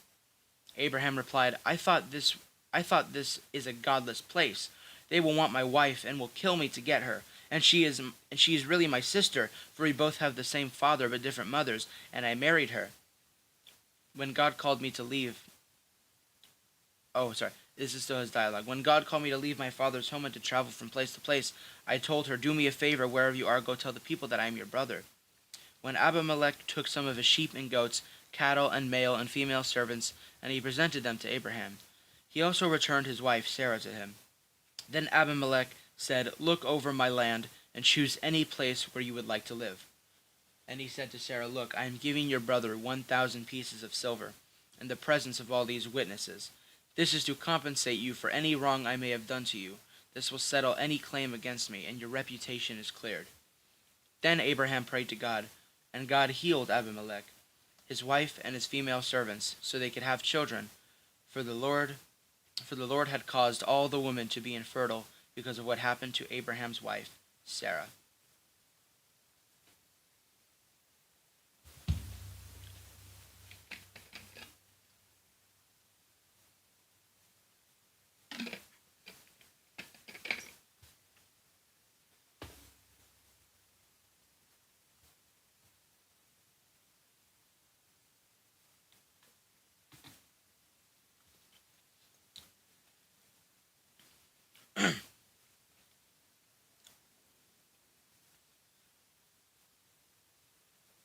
The Lord kept his word and did for Sarah exactly what he had promised. She became pregnant, and she gave birth to a son for Abraham in his old age. This happened at just the time God said it would, and Abraham named their son Isaac. 8 days after Isaac was born, Abraham circumcised him as God had commanded. Abraham was 100 years old when Isaac was born. And Sarah declared, "God has brought me a laughter. All who hear about this will laugh with me. Who would have said to Abraham that Sarah would nurse a baby? Yet I have given Abraham a son in his old age." When Isaac grew up and was about to be weaned, Abraham prepared a huge feast to celebrate the occasion. But Sarah saw Ishmael, the son of Abraham, and her Egyptian servant Hagar, making fun of her son Isaac. So she turned to Abraham and demanded, "Get rid of that slave woman and her son. She is not going to share that inheritance with my son Isaac. I won't have it." This upset Abraham very much because Ishmael was his son, but God told Abraham, "Do not be upset over the boy and your servant. Do whatever Sarah tells you, for Isaac is the son through whom your descendants will be counted. But I will also make a nation of the descendants of Hagar's son, because he is your son too." So Abraham got up early the next morning and prepared food and a container of water, and strapped them on Hagar's shoulders. Then he sent her away with her son, and she wandered aimlessly in the wilderness of Beersheba. When the water was gone, she put the boy in the shade of a bush. Then she went down and sat by herself about 100 yards away. "I don't want to watch the boy die," she said, as she burst into tears. But God heard the boy crying, and the angel of God called to Hagar from heaven. "Hagar, what's wrong? Do not be afraid. God has heard the boy crying as he lies there. Go to him and comfort him, for I will make a great nation from his descendants." Then God opened Hagar's eyes, and she saw a well full of water. She quickly filled her water container and gave the boy a drink. And God was with the boy as he grew up in the wilderness, and he became a skillful archer. Then he settled into the wilderness of Paran. His mother arranged for him to marry a woman from the land of Egypt. About this time, Abimelech came with Pichol, his army commander, to visit Abraham. God is obviously with you, helping you in everything you do," Abimelech said. "Swear to me in God's name that you will never deceive me, my children, or any of my descendants. I have been loyal to you, so now swear that you will be loyal to me and to this country where you are living as a foreigner." Abraham replied, "Yes, I swear to it." Then Abraham complained to Abimelech about a well that Abimelech's servants had taken by force from Abraham's servants. "This is the first I've heard of it," Abimelech answered. "I have no idea who is responsible. You have never complained about this before." Abraham then gave some of his sheep, goats, and cattle to Abimelech, and they made a treaty. But Abraham also took 7 additional female lambs and set them off by themselves. Abimelech said, "Why have you set these 7 apart from others?" Abraham replied, "Please accept these 7 lambs to show your agreement that I dug this well." And he made the place Beersheba, which means well of the oath, because that was where they had sworn the oath. After making their covenant at Beersheba, Abimelech left with Pichol, a commander of the army, and they returned home to the land of the Philistines. Then Abraham planted a tamarisk tree at Beersheba, and there he worshipped the Lord, the eternal God, and Abraham lived as a foreigner in Philistine country for a long time. Sometime later, God tested Abraham's faith. "Abraham," God called. "Yes," he replied. "Here I am." "Take your son, your only son, yes, Isaac, whom you love so much, and go to the land of Moriah. Go and sacrifice him as a burnt offering on one of the mountains, which I will show you." The next morning Abraham got up early. He saddled his donkey and took 2 of his servants with him, along with his son Isaac. Then he chopped wood for a fire for a burnt offering and set out for the place God told him about. On the 3rd day of their journey, Abraham looked up and saw the place in the distance. "Stay here with the donkey," Abraham told the servants. "The boy and I will travel a little farther. He will worship there, and he will come right back." So Abraham placed the wood for the burnt offering on Isaac's shoulders, while he himself carried the fire and the knife. As the 2 of them walked on together, Isaac turned to Abraham and said, "Father?" "Yes, my son," Abraham replied. "We have the fire and the wood," the boy said, "but where is the sheep for the burnt offering?" "God will provide a sheep for the burnt offering, my son," Abraham answered, and they both walked on together. When they arrived at the place where God had told them to go, Abraham built an altar and arranged the wood on it. Then he tied his son, Isaac, and laid him on the altar on top of the wood, and Abraham picked up the knife to kill his son as a sacrifice. At that moment the angel of the Lord called to him from heaven, "Abraham, Abraham!" "Yes," Abraham replied, "here I am." "Do not lay a hand on the boy," the angel said. "Do not hurt him in any way, for now I know that you truly fear God. You have not withheld from me even your son, your only son." Then Abraham looked up and saw a ram caught by its horns in a thicket. So he took the ram and sacrificed it as a burnt offering in place of his son. Abraham named the place Yahweh Yireh, which means the Lord will provide. To this day, people still use that name as a proverb. On the mountain of the Lord it will be provided. Then the angel of the Lord called again to Abraham from heaven. "This is what the Lord says. Because you have obeyed me and have not withheld even your son, your only son, I swear by my own name that I will certainly bless you. I will multiply your descendants beyond number, like the stars in the sky and the sand on the seashore. Your descendants will conquer the cities of their enemies, and through your descendants all the nations of the earth will be blessed, all because you have obeyed me." Then they returned to the servants and traveled back to Beersheba, where Abraham continued to live. Soon after this, Abraham heard that Milcah, his brother Nahor's wife, had borne Nahor 8 sons. The oldest name was Uz. The next oldest was Buz, followed by Kemuel, the ancestor of the Armenes. Kesed, Hazo, Pildash, Jiphlad, and Bethuel. Bethuel became the father of Rebekah.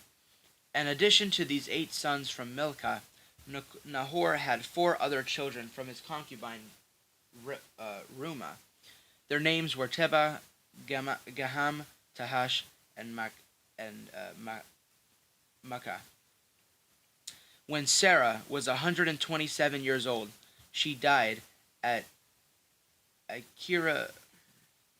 Kiriatharba, now called Hebron, in the land of Canaan, where there Abraham mourned and wept for her. Then, leaving her body, he said to the Hittite elders, "Here I am, a stranger and a foreigner among you. Please sell me a piece of land so I can give my wife a proper burial." The Hittites replied to Abraham, "Listen, my lord, you are an honored prince among us. Choose the finest of our tombs and bury her there. No one here will refuse to help you in this way." Then Abraham bowed low before the Hittites and said, "Since you are willing to help me in this way, be so kind as to ask Ephron, son of Zohar, to let me buy his cave at Machpelah, down at the end of his field. I will pay the full price in the presence of witnesses, so that I will have a permanent burial place for my family." Ephron was sitting there among the others, and he had answered Abraham as the others listened, speaking publicly before all the Hittite elders of the town. "No, my lord," he said to Abraham, "please listen to me. I will give you the field and the cave.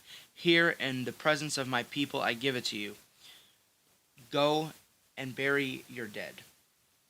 Abraham again bowed low before the citizens of the land, and he replied to Ephron, as everyone listened, "No, listen to me. I will buy it from you. Let me pay the full price for the field so I can bury my dead there."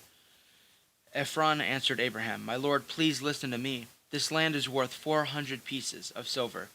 But what is that between friends? Go ahead and bury your dead." So Abraham agreed to Ephron's price and paid the amount he had suggested, 400 pieces of silver, weighed according to the market standard. The Hittite elders witnessed the transaction. So Abraham bought the plot of land belonging to Ephron at Machpelah near Mamre. This included the field itself, the cave that was in it, and all the surrounding trees. It was transferred to Abraham as his permanent possession in the presence of the Hittite elders at the city gate. Then Abraham buried his wife Sarah there in Canaan, in the cave of Machpelah, near Mamre, also called Hebron. So the field and the cave were transferred from the Hittites to Abraham for use as a permanent burial place.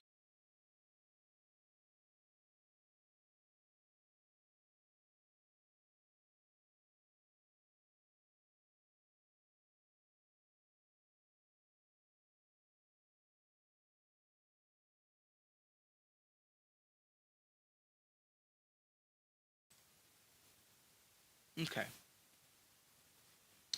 Burial place. Yeah. Abraham was now a very old man, and the Lord had blessed him in every way.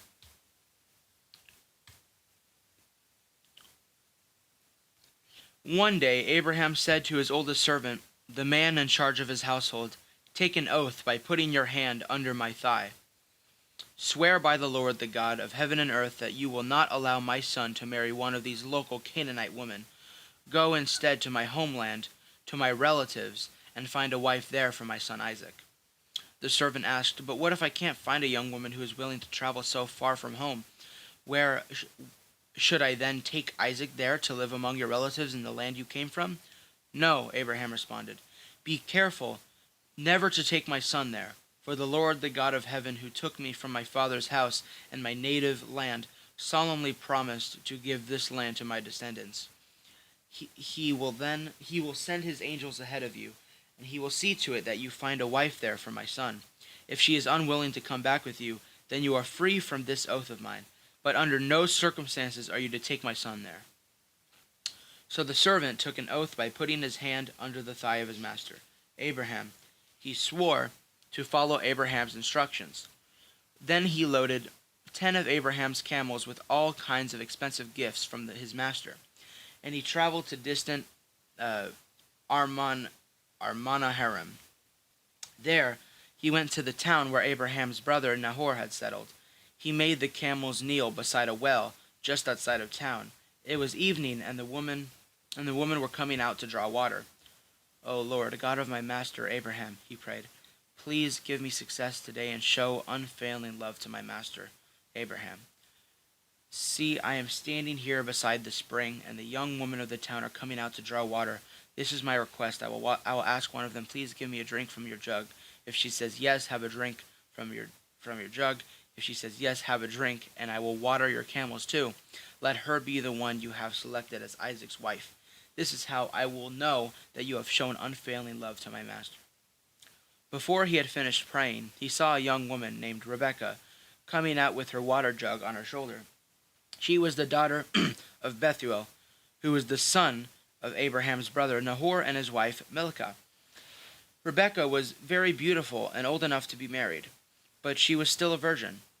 She went down to the spring, filled her jug, and came up again.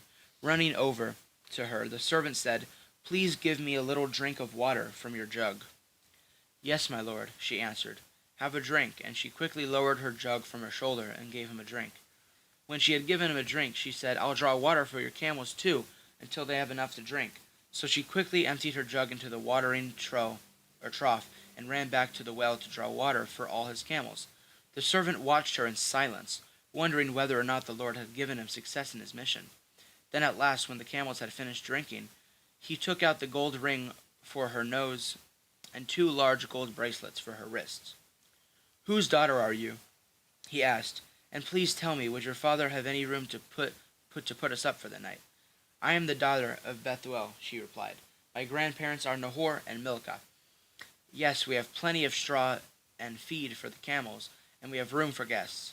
The man bowed low and worshipped the Lord. "Praise the Lord God, the God of my master Abraham," he said. "The Lord has shown unfailing love and faithfulness to my master, for he has led me straight to my master's relatives." The young woman ran home to tell her family everything that had happened. Now Rebekah had a brother named Laban, who ran out to meet the man at the spring. He had seen the nose ring and the bracelets on her sister's wrist, and had heard Rebekah tell what the man had said. So he rushed out to the spring, where the man was still standing beside his camels. Laban said to him, "Come and stay with us, you who are blessed by the Lord. Why are you standing here outside the town when I may have a room all ready for you and place prepared for the camels?" So the man went home with Laban, and Laban unloaded the camels, gave him straw for their bedding, fed them, and provided water for the man and the camel drivers to wash their feet. Then the food was served. But Abraham's servant said, "I don't want to eat until I have told you why I have come." "All right," Laban said, "tell us." "I am Abraham's servant," he explained. "As the Lord has greatly blessed my master, he has become a wealthy man. The Lord has given him flocks of sheep and goats, herds of cattle, and a fortune in silver and gold, and many male and female servants and camels and donkeys. When Sarah, my master's wife, was very old, she gave birth to my master's son, and my master has given him everything he owns. And my master made me take an oath. He said, 'Do not allow my son to marry one of these local Canaanite women. Go instead to my father's house, to my relatives, and find a wife there for my son.' But I said to my master, 'What if I can't find a young woman who is willing to go back with me?' He responded, 'The Lord, in whose presence I have lived, I will send his angel with you and make your mission successful. Yes, you must find a wife for my son from among my relatives, from my father's family. Then you will have fulfilled your obligation. But if you go to my relatives and they refuse to let her go with you, you will be free from my oath.' So today, when I came to the spring, I prayed this prayer: 'O Lord, God of my master Abraham, please give me success on this mission. See that I am standing here beside the spring. This is my request. When a young woman comes to draw water, I will say to her, "Please give me a little drink of water from your jug." If she says, "Yes, have a drink." If she says, wait, I lost. If she says, "Yes, have a drink, and I will draw water for your camels too," let her be the one you have selected to be the wife of my master's son." Before I had finished praying in my heart, I saw Rebekah coming out with her water jug on her shoulder. She went down to the spring and drew water. So I said to her, "Please give me a drink." She quickly lowered her jug from her shoulders and said, "Yes, have a drink, and I will water your camels too." So I drank, and she watered the camels. Then I asked, "Whose daughter are you?" She replied, "I am the daughter of Bethuel, and my grandparents are Nahor and Milcah." So I put the ring on her nose and her bracelets on her wrist. Then I bowed low and worshipped the Lord. I praised the Lord, the God of my master Abraham, because he has led me straight to my master's niece to be his son's wife. So tell me, will you or won't you show unfailing love and faithfulness to my master? Please tell me yes or no, and then I'll know what to do next." Then Laban and Bethuel replied, "The Lord has obviously brought you here, so there is nothing we can say. Here is Rebekah, take her and go. Yes, let her be the wife of your master's son, as the Lord has directed." When Abraham's servant heard their answer, he bowed down to the ground and worshipped the Lord. Then he brought out silver and gold, jewelry, and clothing, and presented them to Rebekah. He also gave expensive presents to her brother and mother. Then they ate her meal, and the servant and the men with him stayed there overnight. But early the next morning, Abraham's servant said, "Send me back to my master." "But we want Rebekah to stay with us for at least 10 days. Her brother and mother said, "Then she can go." But he said, "Don't delay me The Lord has made my mission successful. Now send me back so I can return to my master." "Well," they said, "we'll call Rebekah and ask her what she thinks." So they called Rebekah. "Are you willing to go with this man?" they asked her, and she replied, "Yes, I will go." So they said goodbye to Rebekah and sent her away with Abraham's servant and his men. The woman who had been Rebekah's childhood nurse, the woman who had been Rebekah's childhood nurse went along with her. They gave her this blessing as she parted: "Our sister, may you become the mother of many millions. May your descendants be strong and conquer the cities of their enemies." Then Rebekah and her servant girls mounted the camels and followed the man. So Abraham's servant took Rebekah and went on his way. Meanwhile, Isaac, whose home was in Negev, had returned from Beer Lahai Roi. One evening, as he was walking down and meditating in the fields, he looked up and saw the camels coming. When Rebekah looked up and saw Isaac, she quickly dismounted from her camel. "Who is that man walking through the fields to meet us?" she asked the servant. And he replied, "That is my master." So Rebekah covered her face with her veil. Then the servant told Isaac everything he had done. And Isaac brought Rebekah into his mother Sarah's tent, and she became his wife. He loved her deeply, and she was a special comfort to him after the death of his mother. Abraham married another wife, whose name was Keturah. She gave birth to Zimran, Joksham, Medan, Midian, Ishbak, and Shua. Jokshan was the father of Sheba and Dedan. Dedan's descendants were the Asherites, Lethusites, and Lemonites. Midian's sons were Ephah, Epher, Hanok, Abida, and Elidah. These were all descendants of Abraham through Keturah. Abraham gave everything he owned to his son Isaac, but before he died, he gave gifts to the sons of the concubines and sent them off to the land in the east, away from Isaac. Abraham lived for 175 years, and then he died at a ripe old age. Having lived a long and satisfying life, he breathed his last and joined his ancestors in death. His son Isaac and Ishmael buried him in a cave of Machpelah near Mamre in the field of Ephron, son of Zohar the Hittite.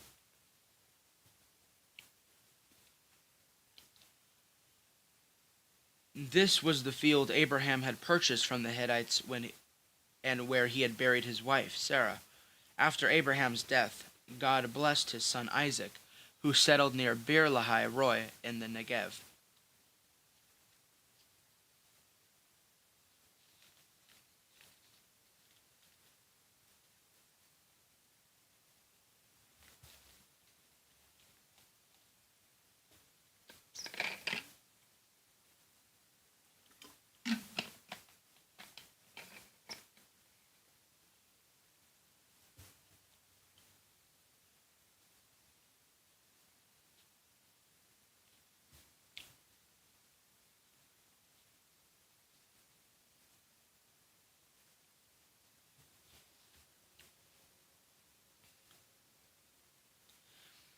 This is the account of the family of Ishmael, the son of Abraham, through Hagar, Sarah's Egyptian servant. Here is a list by their names and clans of Ishmael's descendants. The oldest was... Why does these complicated names have to be cut off? Nebaioth, followed by Kedar, Adbeel, Mibsam, Mishma, Duma, Massa, Hadad, Tema, Jetor, Naphish, and Kedema. These 12 sons of Ishmael became the founders of the 12 tribes named after them, listed according to the places they've settled and camped. Ishmael lived for 137 years, then he breathed his last and joined his ancestors in death. Ishmael's descendants occupied the region from Havilah to Shur, which is east of Egypt in the direction of Ashur. They lived in open hostility toward all their relatives. This is the account of the family of Isaac, the son of Abraham. When Isaac was 40 years old, he married Rebekah, the daughter of Bethuel the Aramean from Padan Aram, and the sister of Laban the Aramean. Isaac pleaded with the Lord on behalf of his wife, because she was unable to have children. The Lord answered Isaac's prayer, and Rebekah became pregnant with twins. But the two children struggled with each other in her womb. So she went to ask the Lord about it. "What is happening to me?" she asked. And the Lord told her, "The sons in your womb will become two nations. From the very beginning, the two nations will be rivals. One nation will be stronger than the other, and your older son will serve your younger son." And when the time came to give birth, Rebekah discovered that she did indeed have twins. The first one was very red at birth and covered with thick hair like a fur coat, so they named him Esau. And the other twin was born with his hand grasping Esau's heel, so they named him Jacob. Isaac was 60 years old when his twins were born. I'm going to repeat that. Isaac was 60 years old when the twins were born. As the boys grew up, Esau became a skillful hunter. He was an outdoorsman, but Jacob had a quiet temperament, preferring to stay at home. Isaac loved Esau because he enjoyed eating the wild game Esau brought back home, but Rebekah loved Jacob. One day when Jacob was cooking some stew, Esau arrived home with the wilderness exhausted and hungry. Esau said to Jacob, "I'm starved, give me some of that red stew." This is how Esau got his other name, Edom, which means red. "All right," Jacob replied, "but trade me your rights as the firstborn son." "Look, I am dying of starvation," said Esau. "What good is my birthright to me now?" But Jacob said, "First you must swear that your birthright is mine." So Esau swore an oath, thereby selling all his rights as the firstborn to his brother Jacob. Then Jacob gave Esau some bread and lentil stew. Esau ate the meal, then got up and left. He showed contempt for his rights as the firstborn. A severe famine now struck the land, and had happened before in Abraham's time. So Isaac moved to Gerar, where Abimelech,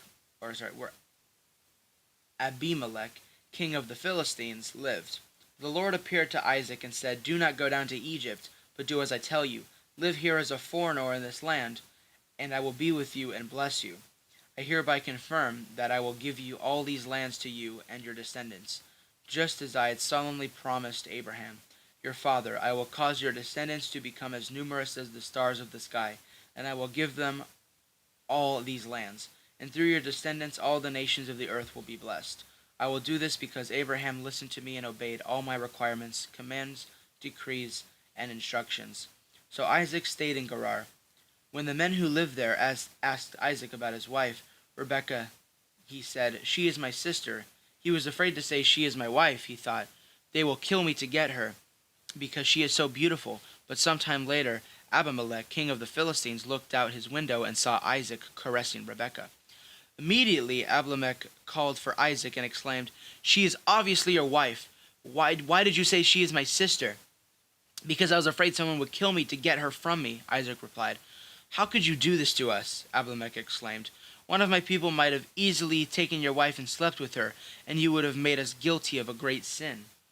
Then Abimelech issued a public proclamation: "Anyone who touches this man or his wife will be put to death." When Isaac planted his crops that year, he harvested 100 times more grain than he planted.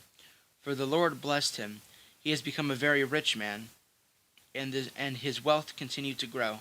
He acquired so many flocks of sheep and goats, herds of cattle, and servants that the Philistines became jealous of him. So the Philistines filled up all of Isaac's wells with dirt. These were the wells that had been dug by the servants of his father Abraham. Finally, Abimelech ordered Isaac to leave the country. "Go somewhere else," he said, "for you have become too powerful for us." So Isaac moved away to Gerar Valley, where he set up their tents and settled down. He reopened the wells his father had dug, which the Philistines had filled in after Abraham's death. Isaac also restored the names Abraham had given them. Isaac's servants also dug in the Gerar Valley and discovered a well of fresh water. But then the shepherds from Gerar came and claimed the spring. "This is our water," they said, and they argued over it with Isaac's herdsmen. So Isaac named the well Esek, which means argument. Isaac's men then dug another well, But again there was a dispute over it. So Isaac named it Sitnah, which means hostility. Abandoning that one, Isaac moved on and dug another well. This time there was no dispute over it. So Isaac named the place Rehoboth, which means open space, for he said, "At last the Lord has created enough space for us to prosper in this land." From there Isaac moved to Beersheba, where the Lord appeared to him on the night of his arrival. "I am the God of your father Abraham," he said. "Do not be afraid, for I am with you, and I will bless you. I will multiply your descendants, and they will become a great nation. I will do this because of my promise to Abraham, my servant." And then Isaac built an altar there, and he worshipped the Lord. He set up his camp at that place, and his servants dug another well. One day King Abimelech came from Gerar with his advisor, Adhuzath, Adhuzath, and also Pickle, his army commander. "Why have you come here?" Isaac asked. "You obviously hate me, since you kicked me off of your lands." They replied, "We can plainly see that the Lord is with you. So we want to enter into a sworn treaty with you.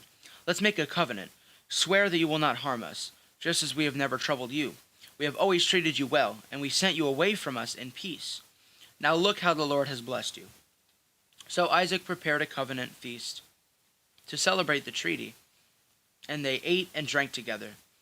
Early the next morning, they each took a solemn oath not to interfere with each other.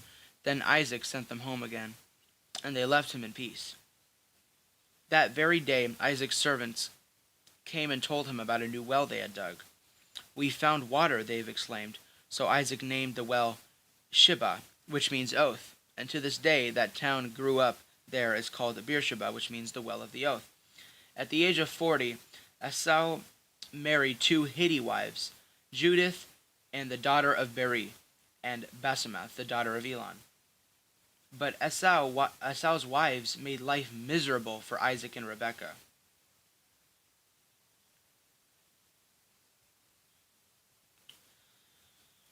One day, when Isaac was old and turning blind, he called for Esau, his older son, and he said, "My son?" "Yes, father," Esau replied. "I am an old man now," Isaac said, "and I don't know when I may die. Take your bow and a quiver full of arrows, and go out into the open country to hunt some wild game for me. Prepare my favorite dish, and bring it here for me to eat. Then I will pronounce the blessing that belongs to you, my firstborn son, before I die." But Rebekah overheard what Isaac had said to his son Esau.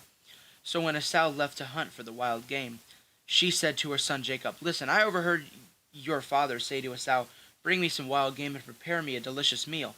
Then I will bless you in the Lord's presence before I die.' Now, my son, listen to me. Do exactly as I tell you. Go out to the flocks and bring me 2 fine young goats. I'll use them to prepare your father's favorite dish. Then take the food to your father so he can eat it and bless you before he dies." "But look," Jacob replied to Rebekah, "my brother Esau is a hairy man, and my skin is smooth. What if my father touches me? You'll see that I'm trying to trick him, and then he'll curse me instead of blessing me." But his mother replied, "Then let the curse fall on me, my son. Just do what I tell you. Go out and get the goats for me." So Jacob went out and got the young goats for his mother, young goats for his mother. Rebekah took them and prepared a delicious meal, just the way Isaac liked it. Then she took Esau's favorite clothes, which were there in the house, and gave them to her younger son Jacob. She covered his arms and the smooth part of his neck with the skin of the young goats. Then she gave Jacob the delicious meal, including the freshly baked bread.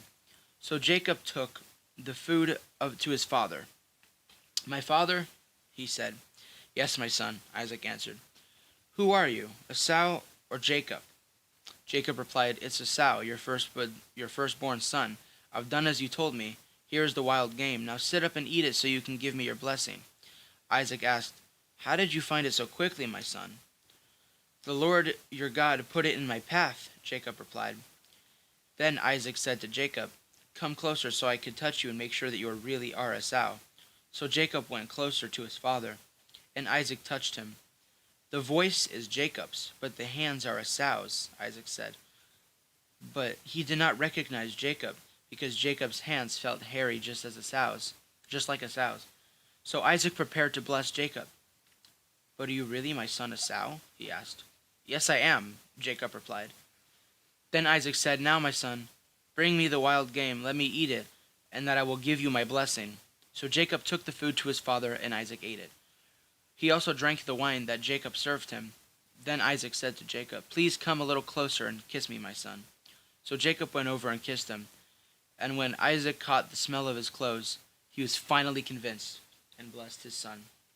He said, "Ah, the smell of my son is like the smell of outdoors, which the Lord has blessed."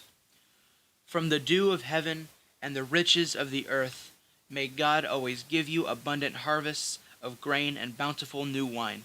May many nations become your servants, and may they bow down to you. May you be the master over your brothers, and may your mother's sons bow down to you. And all who curse you will be cursed, and all who bless you will be blessed.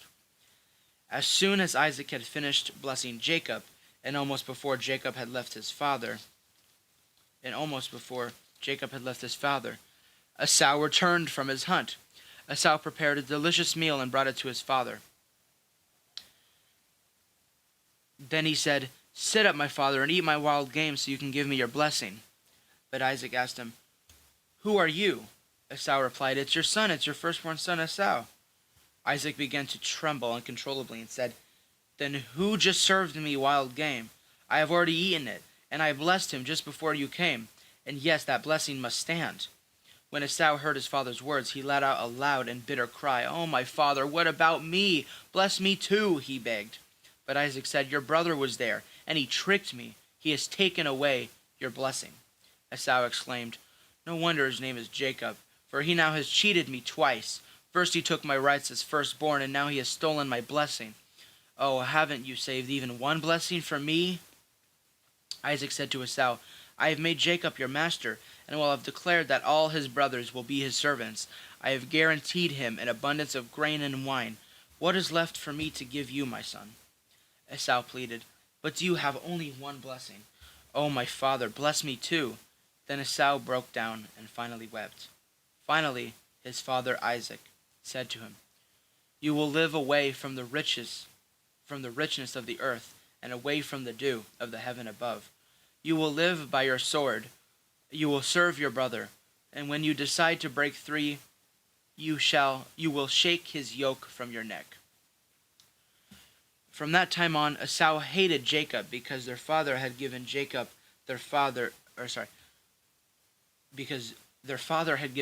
the blessing, and Esau began to scheme. "I will soon be mourning my father's death. Then I will kill my brother Jacob." But Rebekah heard about Esau's plans, so she sent for Jacob and told him, "Listen, Esau is consoling himself by plotting to kill you. So listen carefully, my son. Get ready and flee to my brother Laban in Haran. Stay there with him until your brother cools off, when he calms down and forgets what you have done to him. I will send for you to come back. Why should I lose both of you in one day?" Then Rebekah said to Isaac, "I'm sick and tired of these local Hittite women. I would rather die than see Jacob marry one of them."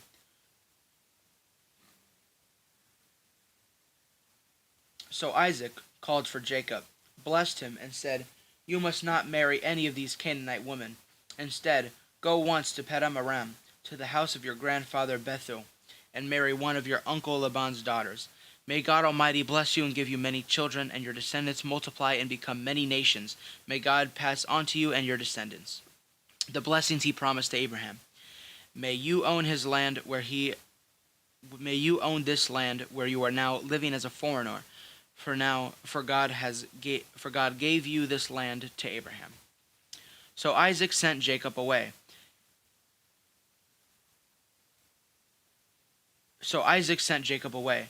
And went to Paddan Aram to stay with his uncle Laban, his mother's brother, the son of Bethuel the Aramean. Esau knew that his father Isaac had blessed Jacob and sent him to Paddan Aram to find a wife, and that he had warned Jacob, You must not marry a Canaanite woman." He also knew that Jacob had obeyed his parents and gone to Paddan Aram. It was now very clear to Esau that his father did not like the local Canaanite woman. So Esau visited his uncle Ishmael's family and married one of Ishmael's daughters, in addition to the wives he already had. His new wife's name was Mahalath.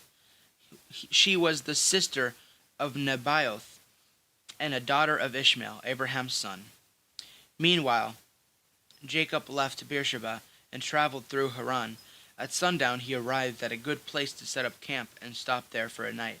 Jacob found a stone to rest his head against and lay down to sleep. As he slept, he dreamed of a stairway that reached from the earth up to heaven, and he saw the angels of God going up and down the stairway. At the top of the stairway stood the Lord, and he said, I am the Lord, the God of your grandfather Abraham, and the God of your father Isaac. The ground you are lying on belongs to you. I am giving it to you and your descendants. Your descendants will be as numerous as the dust of the earth. They will spread out in all directions, to the west and the east, the north and the south, and all the families of the earth will be blessed through you and your descendants. What's more, I am with you. I will protect you wherever you go. One day I will bring you back to this land. I will not leave you until I have finished giving you everything I have promised you. Then Jacob awoke from his sleep and said, Surely the Lord is in this place, and I wasn't even aware of it. But he was also afraid and said, What an awesome place this is! It is none other than the house of God, the very gateway to heaven. The next morning Jacob got up very early. He took the stone that he had rested his head against, and he set it upright as a memorial pillar. Then he poured olive oil over it. He named that place Bethel, which means house of God, although it was previously called Luz. Then Jacob made his vow, If God will indeed be with me and protect me on this journey, and if he will provide me with food and clothing, and if I return safely to my father's home, then the Lord will certainly be my God, and this memorial pillar I have set up will become a place for worshiping God, and I will present to God a tenth of everything he gives me. Then Jacob hurried on. Finally, arriving in the land of the east, he saw a well in the distance. 3 flocks of sheep and goats lay in an open field beside it, waiting to be watered. But a heavy stone covered the mouth of the well. It was the custom there to wait for all the flocks to arrive before removing the stone and watering the animals. Afterward, the stone would be placed back over the mouth of the well. Jacob went over to the shepherds and asked, Where are you from, my friends? We're from Haran, they answered. Do you know a man there named Laban, the grandson of Nahor? He asked. Yes, we do, they replied. Is he doing well? Jacob asked. Yes, he's well, they answered. Look, here comes his daughter Rachel with his flock now.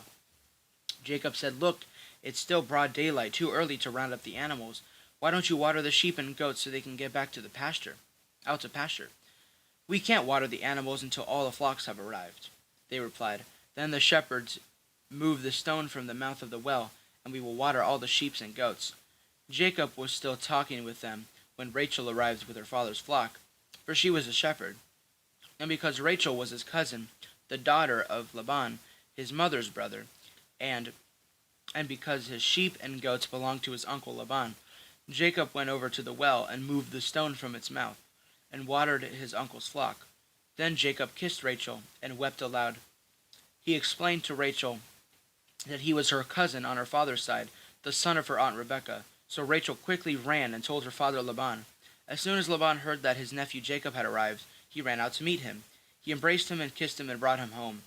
When Jacob had told him his story, Laban exclaimed, You really are my own flesh and blood.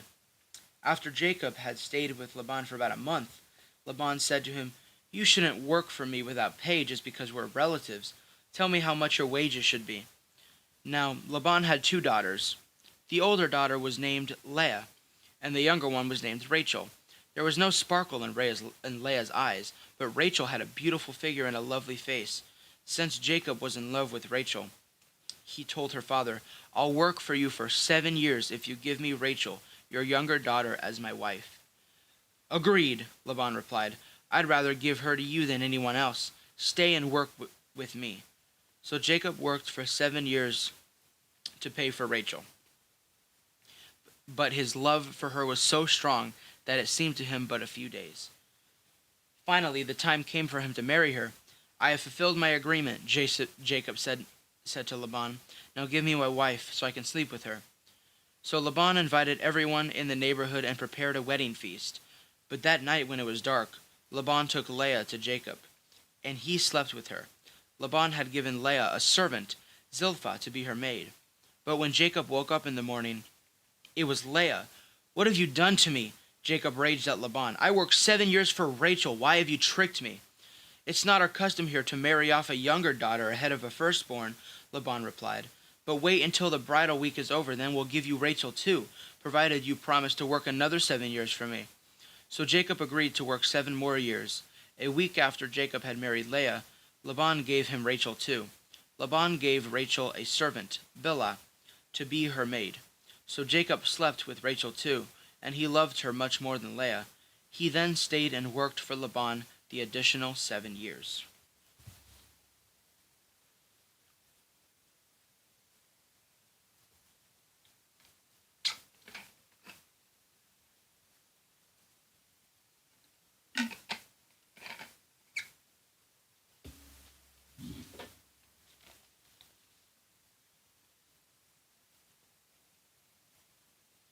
Oh, testing.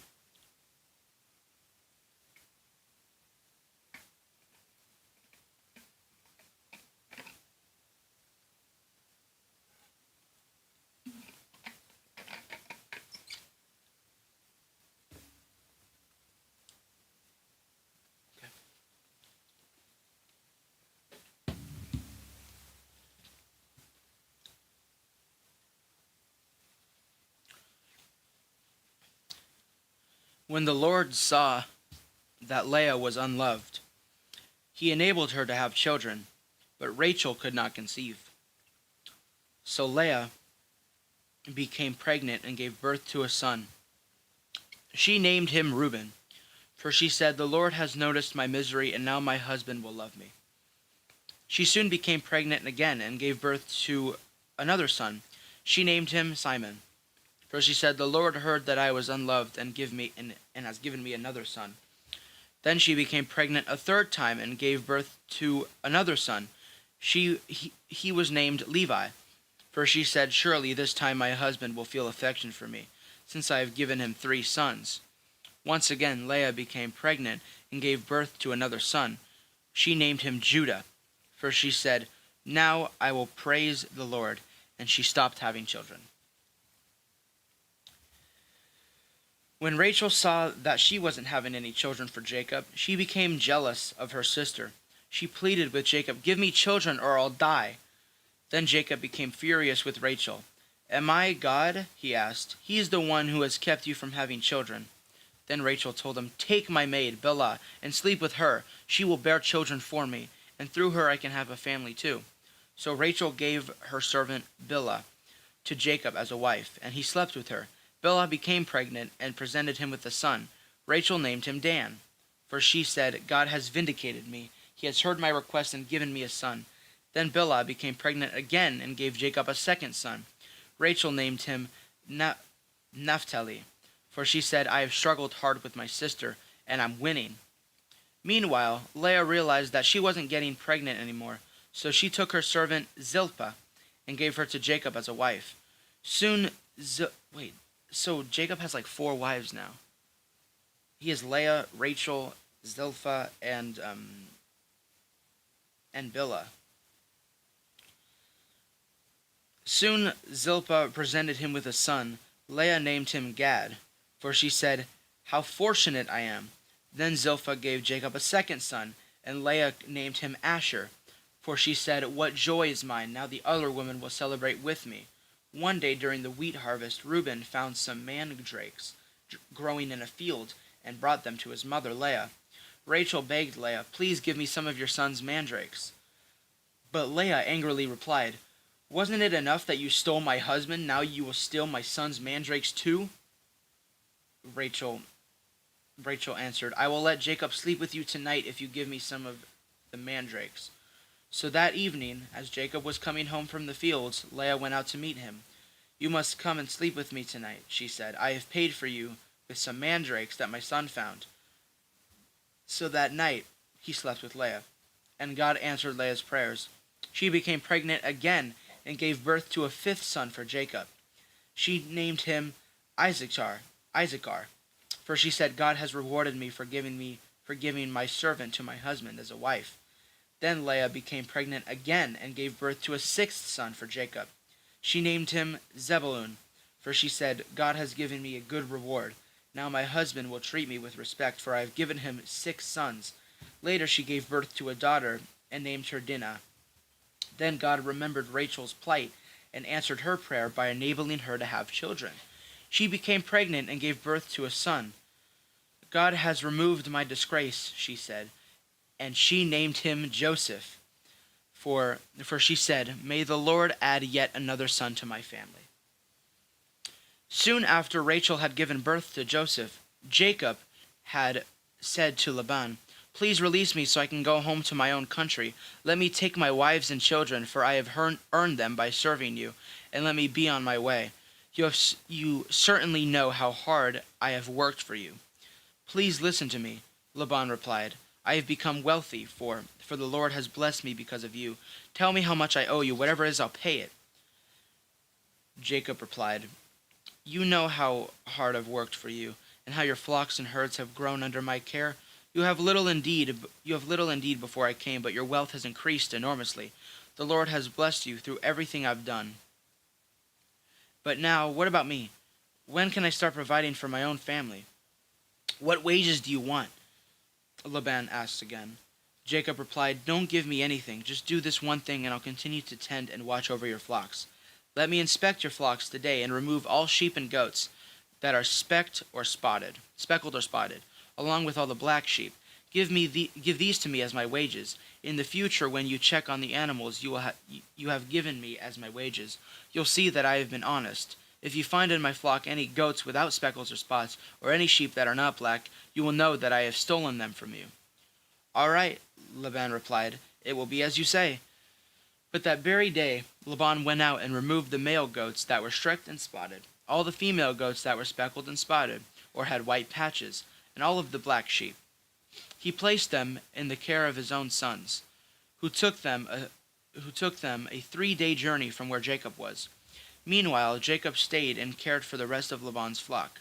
Then Jacob took some fresh branches from poplar, almond, and plane trees and peeled off the strips of bark, making white streaks on them. Then he placed these peeled branches in the watering troughs where the flocks came to drink, for that was where they mated. And when they mated in front of the white streaked branches, they gave birth to young that were streaked, speckled, and spotted.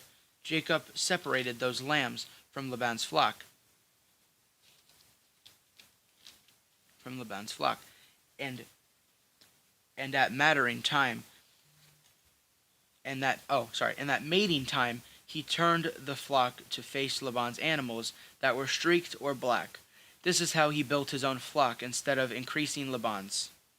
Whenever the stronger females were ready to mate, Jacob would place the peeled branches in the watering troughs in front of them. Then they would mate in front of the branches. But he didn't do this with the weaker ones, so the weaker lambs belonged to Laban, and the stronger ones were Jacob's. As a result, Jacob became very wealthy with his large flocks of sheep and goats, female and male servants, and many camels and donkeys. But Jacob soon learned that Laban's sons were grumbling about him. "Jacob has robbed our father of everything," they said. "He has gained all his wealth at our father's expense." And Jacob began to notice a change in Laban's attitude toward him. Then the Lord said to Jacob, "Return to the land of your father and grandfather and to your relatives there, and I will be there with you." So Jacob called Rachel and Leah out to the field where they were watching the flock, or where he was watching his flock. He said to them, "I have noticed that your father's attitude towards me has changed, but the God of my father has been with me. You know how hard I have worked for your father, but he has cheated me, changing my wages 10 times. But God has not allowed him to do me any harm. For if he said, 'The speckled animals will be your wages,' the whole flock began to produce speckled young.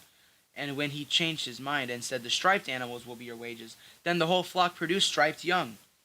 In this way, God has taken your father's animals and given them to me. One time during the mating season, I had a dream and saw that the male goats mating with the female goats were streaked, speckled, and spotted. Then in my dream, the angel of God said to me, 'Jacob,' and I replied, 'Yes, here I am.'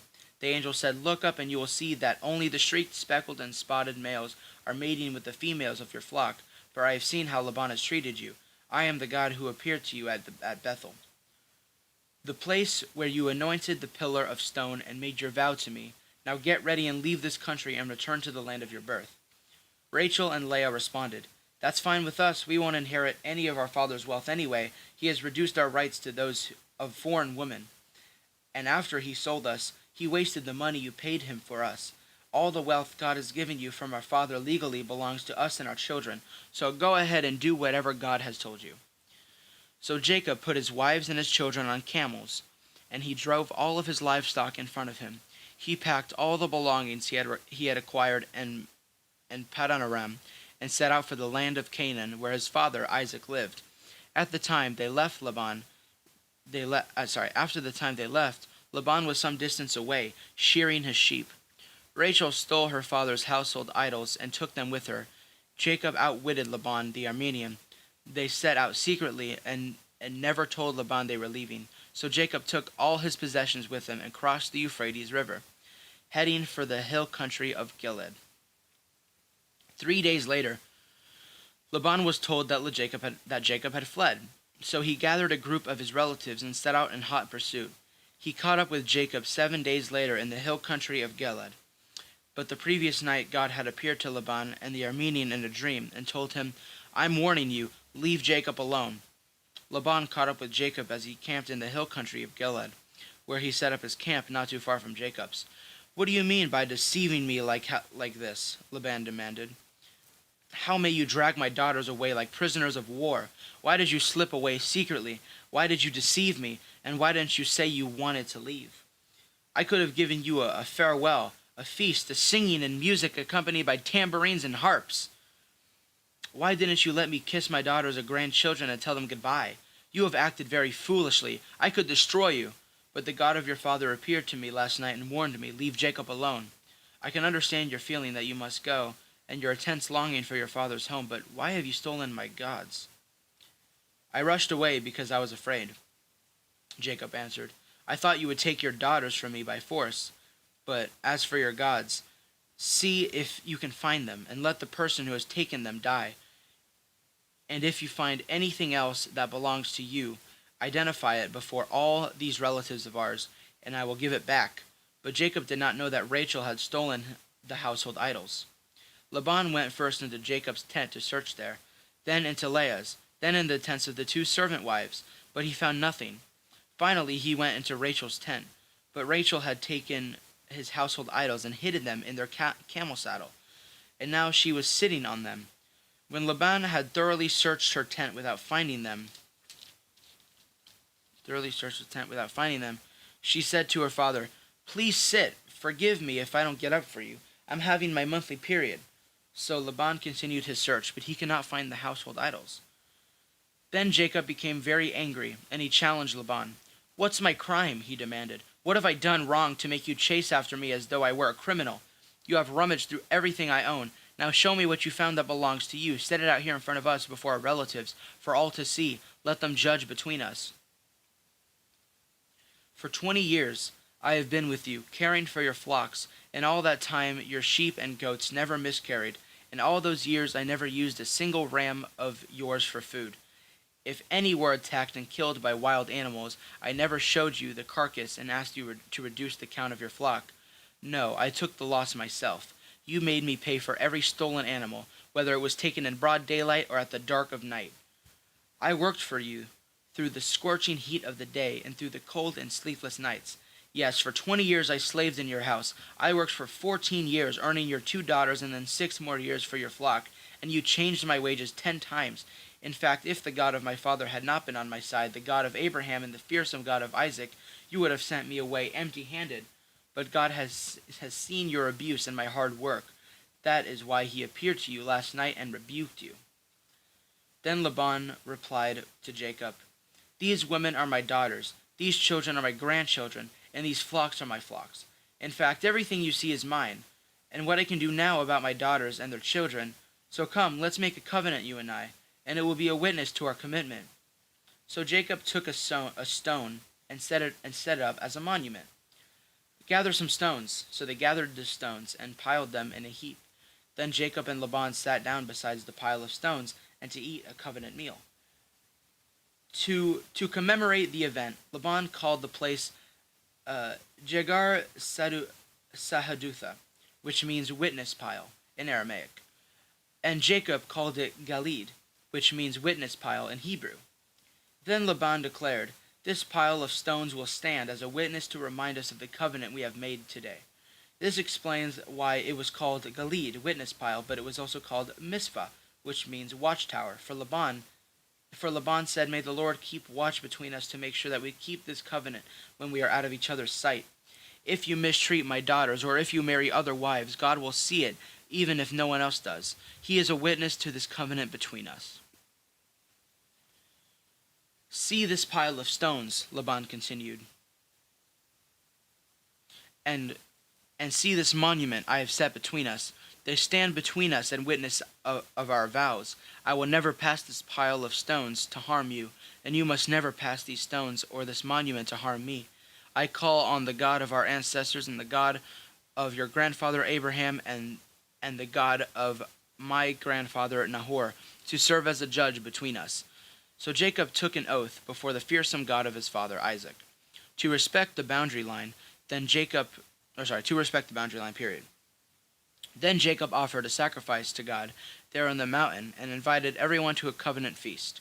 After they had eaten, they spent the night up at the mountain. Laban got up early the next morning, and he kissed his grandchildren and his daughters and blessed them. Then he left and returned home. As Jacob started on his way again, angels of God came to meet him. When Jacob saw them, he exclaimed, "This is God's camp." So he named the place Mahanaim.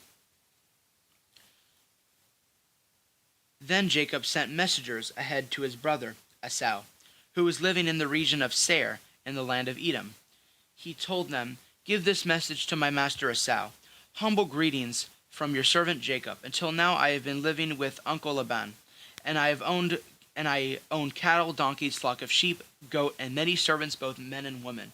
I have sent these messengers to inform my lord of my coming, hoping that you will be friendly to me." After delivering the message, the messengers returned to Jacob and reported, "We met your brother Esau, and he is already on his way to meet you, with an army of 400 men." Jacob was terrified at the news. He divided his household along with the flocks and herd and camels into two groups. He thought, if Esau meets one group and attacks it, perhaps the other group can escape. Then Jacob prayed, "O God, my grandfather Abraham, and God of my father Isaac, O Lord, you told me, return to your own land and to your relatives, and you promised me I will treat you kindly. I am not worthy of the unfailing love and faithfulness you have shown to me, your servant. When I left home and you crossed the Jordan River, I owned nothing except for a walking stick. Now my household fills two large camps. O Lord, please rescue me from the hand of my brother Esau. I am afraid that he is coming to attack me, along with my wives and children. But you promised me I will surely treat you kindly and will multiply your descendants until they become as numerous as the sands along the seashore, too many to count." Jacob stayed where he was for the night. Then he selected these gifts from his possessions to present to his brother Esau: 200 female goats, 20 male goats, 200 ewes, 20 rams, 30 female camels, and their young 40 cows, 10 bulls, 20 female donkeys, and 10 male donkeys. He divided these animals into herds and assigned each to different servants. Then he told his servants, "Go ahead to me with the animals, but keep some distance between the herds." He gave these instructions to the men while leading the first group. When my brother Esau meets you, he will ask, "Whose servants are you? Where are you going? Who owns these animals?" You must reply, "They belong to your servant Jacob, but they are a gift for his master Esau. Look, he is coming right behind us." Jacob gave the same instructions to the second and third herdsmen, to all who followed behind the herds. You must say the same thing to Esau when you meet him, and be sure to say, "Look, your servant Jacob is right behind us." Jacob thought, I might try to appease him by sending gifts ahead of me. When I see him in person, perhaps he will be friendly to me. So the gifts were sent on ahead, while Jacob himself spent that night in the camp. During the night Jacob got up and took his 2 wives, his 2 servant wives, and his 11 sons, and crossed the Jabbok River with them. After taking them to the other side, he sent over all his possessions. This left Jacob all alone in the camp, and the man came and wrestled with him until the dawn began to break. When the man saw that he would not win the match, he touched Jacob's hip and wrenched it out of its socket. Then the man said, "Let me go, for the dawn is breaking." But Jacob said, "I will not let you go unless you bless me." "What is your name?" the man asked. He replied, "Jacob." "Your name will no longer be Jacob," the man told him. "From now on you will be called Israel, because you have fought with God and the man and have won." "Please tell me your name," Jacob said. "Why do you want to know my name?" the man replied. Then he blessed Jacob there. Jacob named the place Peniel, which means face of God, for he said, I have seen God's face to face. I have seen God face to face. Yet my life has been spared. The sun was rising as Jacob left Peniel, and he was limping because of the injury to his hip. Even today, the people of Israel don't eat the tendon near the hip socket because of what happened that night when the man strained the tendon of Jacob's hip. So, I'm looking back actually at the title, and it says Jacob wrestles with God. So that must mean God came in human form and literally fought Jacob, and God dislocated that part in his hip. That's why he wouldn't give him the name, but he gave him the blessing of Israel.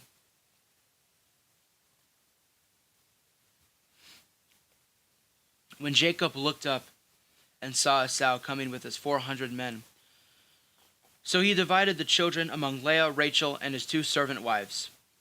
He put the servant wives and their children at the front, Leah and her children next, and Rachel and Joseph last. Then Jacob went on ahead. As he approached his brother, he bowed to the ground 7 times before him. Then Esau ran to meet him and embraced him, threw his arms around his neck and kissed him, and they both wept. Then Esau looked at the women and children and asked, "Who are you? Or who are these people with you?" They are the children God has graciously given to me, your servant," Jacob replied. Then the servant wives came forward with their children and bowed before him. Next came Leah with her children, and they bowed before him. Finally, Joseph and Rachel came before and bowed before him. "And what were all of the flocks and herds I met as I came?" Esau asked. Jacob replied, "They are my gift, my lord, to ensure your friendship." "My brother, I have plenty," Esau answered. "Keep what you have for yourself." But Jacob insisted, "No, if I have found favor with you, please accept this gift from me. And what a relief to see your friendly smile. It's like seeing the face of God. Please take this gift I have brought you, for God has been very gracious to me. I have more than enough." And because Jacob insisted, Esau finally accepted the gift. "Well," Esau said, "let's be going. I will lead the way." But Jacob replied, "You can see, my lord, that some of the children are very young, and the flocks and herds have their young too. If they are driven too hard, even for one day, all the animals could die. Please, my lord, go ahead of your servant. We will follow slowly, at a pace that is comfortable for the livestock and the children. I will meet you at Seir."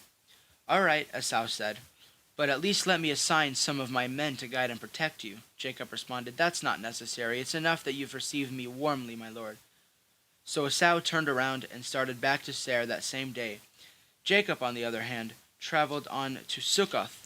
There he built himself a house and made shelters for his livestock. That is why the place was called Succoth, which means shelters. Later, having traveled all the way from Padan Aram, Jacob arrived safely at the town of Shechem in the land of Canaan. There he set up camp outside of town. Jacob brought the plot of land where he camped from the family of Hamor, the father of Shechem, for 100 pieces of silver. And there he built an altar and named it El Elohi Israel.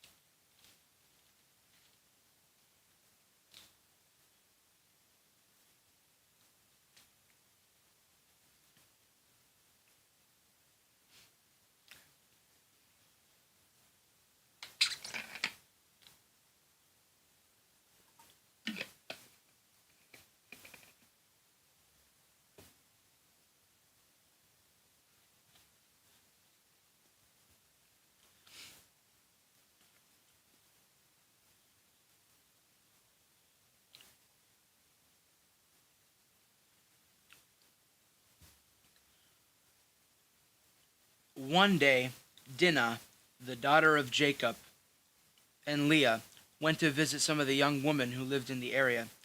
But when the local prince, Shechem, son of Hamor the Hivite, saw Dinah, he seized her and raped her. But then he fell in love with her and tried to win her affection with tender words. He said to his father Hamor, "Get me this young girl, I want to marry her." Soon Jacob heard that Shechem had defiled his daughter Dinah. But since his sons were out in the field herding his livestock, he said nothing until they returned. Hamor, Shechem's father, came to discuss the matter with Jacob. Meanwhile, Jacob's sons had come in from the field as soon as they heard what had happened. They were shocked and furious that their sister had been raped. Shechem had done disgraceful things against Jacob's family, something that should never be done. Hamor tried to speak with Jacob and his sons. "My son Shechem is truly in love with your daughter," he said. "Please let him marry her. In fact, let's arrange other marriages too. You give us your daughters for our sons, and we'll give you our daughters for your sons, and you may live among us. The land is open to you. Settle here and trade with us, and feel free to buy property in the area." Then Shechem itself broke to Dinah's father and brother. "Please be kind to me and let me marry her," he begged. "I will give you whatever you ask, no matter what dowry or gift you demand. I will gladly pay it. Just give me the girl as my wife." But since Shechem had defiled their sister Dinah, Jacob's sons responded deceitfully to Shechem and his father Hamor. They said to him, "We couldn't possibly allow this, because you're not circumcised. It would be a disgrace for our sister to marry a man like you. But here is the solution. If every man among you will be circumcised like we are, then we will give you our daughters, and we'll take your daughters for ourselves. We'll live among you and become one people. But if you don't agree to be circumcised, we will take you and be on our way." Hamor and his son Shechem agreed to their proposal. Shechem wasted no time in acting on this request, for he wanted Jacob's daughter desperately. Shechem was a highly respected member of his family, and he went to his father Hamor to present this proposal to leaders at the town gate. "These men are our friends," they said. "Let's invite them to live here among us and trade freely. Look, the land is large enough to hold them. We can take their daughters as wives and let them marry ours, but they will consider staying here and becoming one people with us only if all of our men are circumcised, just as they are. But if we do this, all of their livestock and possessions will eventually be ours. Come, let's agree to their terms and let them settle here among us." So all the men in the town council agreed with Hamor and Shechem, and every male in the town was circumcised. But 3 days later, when their wounds were still sore, 2 of Jacob's sons, Simon and Levi, who were Dinah's full brothers, took their swords and entered the town without opposition. Then they slaughtered every male there, including Hamor and his son Shechem. They killed them with their swords, then took Dinah from Shechem's house and returned to their camp. Meanwhile, the rest of Jacob's sons arrived. Finding the man slaughtered, they plundered the town because their sister had been defiled there. They seized all the flocks and herds and donkeys, everything they could lay their hands on, both inside the town and outside the fields. They looted all their wealth and plundered their houses. They also took their little children and wives and led them away as captives. Afterward, Jacob said to Simon and Levi, "You have ruined me. You have made me stink among all the people of this land, among the Canaanites and the Perizzites, where are so few that they will join forces and crush us. I will be ruined, and my entire household will be wiped out." "But why should we let him treat our sister like a prostitute?" they retorted angrily. Then God said to Jacob, "Get ready and move to Bethel and settle there. Build an altar there to the God who appeared to you when you fled from your brother Esau." So Jacob told everyone in his household, "Get rid of all your pagan idols, purify yourselves, and put on clean clothing. We are now going to Bethel, where I will build an altar to the God who answered my prayers when I was in distress. He has given with me where he has Hold on. He has been with me wherever I have gone." So they gave Jacob all their pagan idols and earrings, and he buried them under a great tree near Shechem. As they set out, a terror from God spread over the people and all the towns of that area, so no one attacked Jacob's family. Eventually, Jacob and his household arrived at Luz, also called Bethel, in Canaan. Jacob built an altar there and named the place El Bethel, which means God of Bethel, because God had appeared to him there when he was fleeing from his brother Esau. Soon after this, Rebekah's old nurse, Deborah, died. She was buried beneath the oak tree in the valley below Bethel. Ever since, the tree has been called Elon Bakuth, which means oak of weeping. Now that Jacob had returned from Padan Aram, God appeared to him again at Bethel. God blessed him, saying, "Your name is Jacob, but you will not be called Jacob any longer, for now your name will be Israel." So God renamed him Israel. Then God said, "I am El Shaddai, God Almighty. Be fruitful and multiply. You will become a great nation, even many nations. Kings will be among your descendants, and I will give you the land I once gave to Abraham and Isaac. Yes, I will give it to you and your descendants after you." Then God went up to the place where he had spoken to Jacob. Jacob set a stone pillar to mark the place where God had spoken to him. Then he poured wine over it as an offering to God, and anointed the pillar with olive oil. And Jacob named the place Bethel, which means house of God, because God had spoken to him there.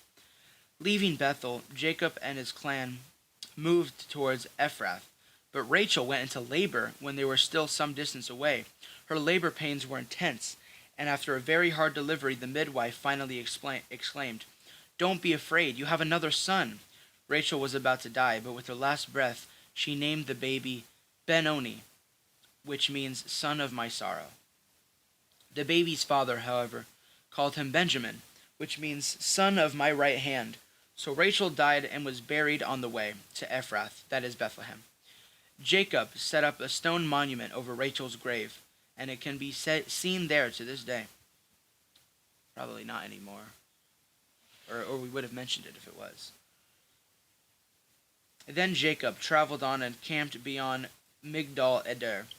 While he was still living there, Reuben had intercourse with Bilhah, his father's concubine, and Jacob soon heard about it. Oh, wait a minute. I gotta reread that. Hold on. Then Jacob traveled on and camped beyond Migdal Eder. While he was living there, Reuben had intercourse with Bilhah, his father's concubine, and Jacob soon heard about it. These are the names of the 12 sons of Jacob. The sons of Leah were Reuben, Jacob's oldest son, Simon, Levi, Judah, Issachar, and Zebulun. The sons of Rachel were Joseph and Benjamin. The sons of Bilhah, Rachel's servant, were Dan and Naphtali.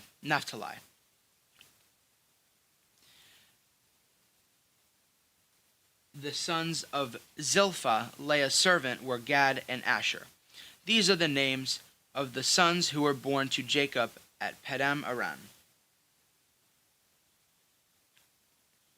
So Jacob returned to his father Isaac in Mamre, which is near Kiriath Araba, now called Hebron, where Abraham and Isaac had lived as foreigners. Isaac had lived for 180 years. Then he breathed his last and died at a ripe old age, joining his ancestors in death, and his sons Esau and Jacob buried him. This is the account of the descendants of Esau, also known as Edom. Esau married 2 young women from Canaan, Adah, the daughter of Elon the Hittite, and Oholibamah, the daughter of Anah, and the granddaughter of Zibeon the Hivite. He also married the cousin Basemath, who was the daughter of Ishmael and the sister of Nebaioth. Adah gave birth to a son named Eliphaz for Esau. Basemath gave birth to a son named Reuel. Oholibamath gave birth to sons named Jeush, Jalam, and Korah. All these sons were born to Esau in the land of Canaan. Esau took his wives, his children, and the entire household, along with his livestock and cattle, all of the wealth he had acquired in the land of Canaan, and moved away from his brother Jacob. There was not enough land to support them, both because they had all the livestock and possessions they had acquired. So Esau settled in the hill country of Seir. This is the account of Esau's descendants, the Edomites, who lived in the hill country of Seir. These are the names of Esau's sons: Eliphaz, the son of Esau's wife Adah, and Reuel, the son of Esau's wife Bezemath. The descendants of Eliphaz were Timan, Omar, Zephu, Gatam, and Kenaz. Timnah, the concubine of Esau's son, Eliphaz gave birth to a son named Amalek. These are the descendants of Esau's wife Adah. The descendants of Reuel were Nathan, Zerah, Shammah, and Mizah. These are the descendants of Esau's wife Bezemath. Esau also had sons through Ahoblama, the daughter of Anah and granddaughter of Zebon. The names were Jeush, Jalam, and Korah. These are the descendants of Esau, who became the leader of various clans. The descendants of Esau, oldest son Eliphaz, became the leaders of the clans of Teman: Omar, Zepho, Kenaz, Korah, Gatam, and Amalek. These are the clan leaders in the land of Edom who descended from Eliphaz. All these were descendants of Esau's wife Adah. The descendants of Esau's son Reuel became the leaders of the clans of Nahath, Zerah, Shammah, and Mizah. These are the clan leaders in the land of Edom who descended from Reuel. All of these were descendants of Esau's wife Bezemath. The descendants of Esau and his wife Aholibamah became the leaders of the clans of Jeush, Jalam, and Korah.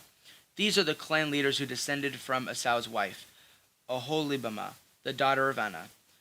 These are the clans descended from Esau, also known as Edom, identified by their clan leaders. These are the names of the tribes that descended from Seir, the Horite. They lived in the land of Edom, Lotan, Shobal, Zibeon, Anah, Dishon, Ezer, and Dishon. These are the Horite clan leaders, their descendants of Seir, who lived in the land of Edom. The descendants of Lotan were Hori and Heman. Lotan's sister was named Tinma. The descendants of Shobal were Alvan, Manahath, Ibal, Shepo, and Onman. The descendants of Zibeon were Ai and Anah. This is Anah who discovered the hot springs in the wilderness when he was grazing his father's donkeys. The descendants of Anah were his son Dishon and his daughter Aholibamah. The descendants of Dishon were Hemdan, Eshban, Itran, and Keran. The descendants of Ezer were Bilhan, Zavan, and Akan. The descendants of Dishon were Uz and Aran. So these were leaders of the Horite clan: Lotan, Shobal, Zibeon, and Anah, Dishon, Ezer, and Dishon. The Horite clans were named after their clan leaders who lived in the land of Seir.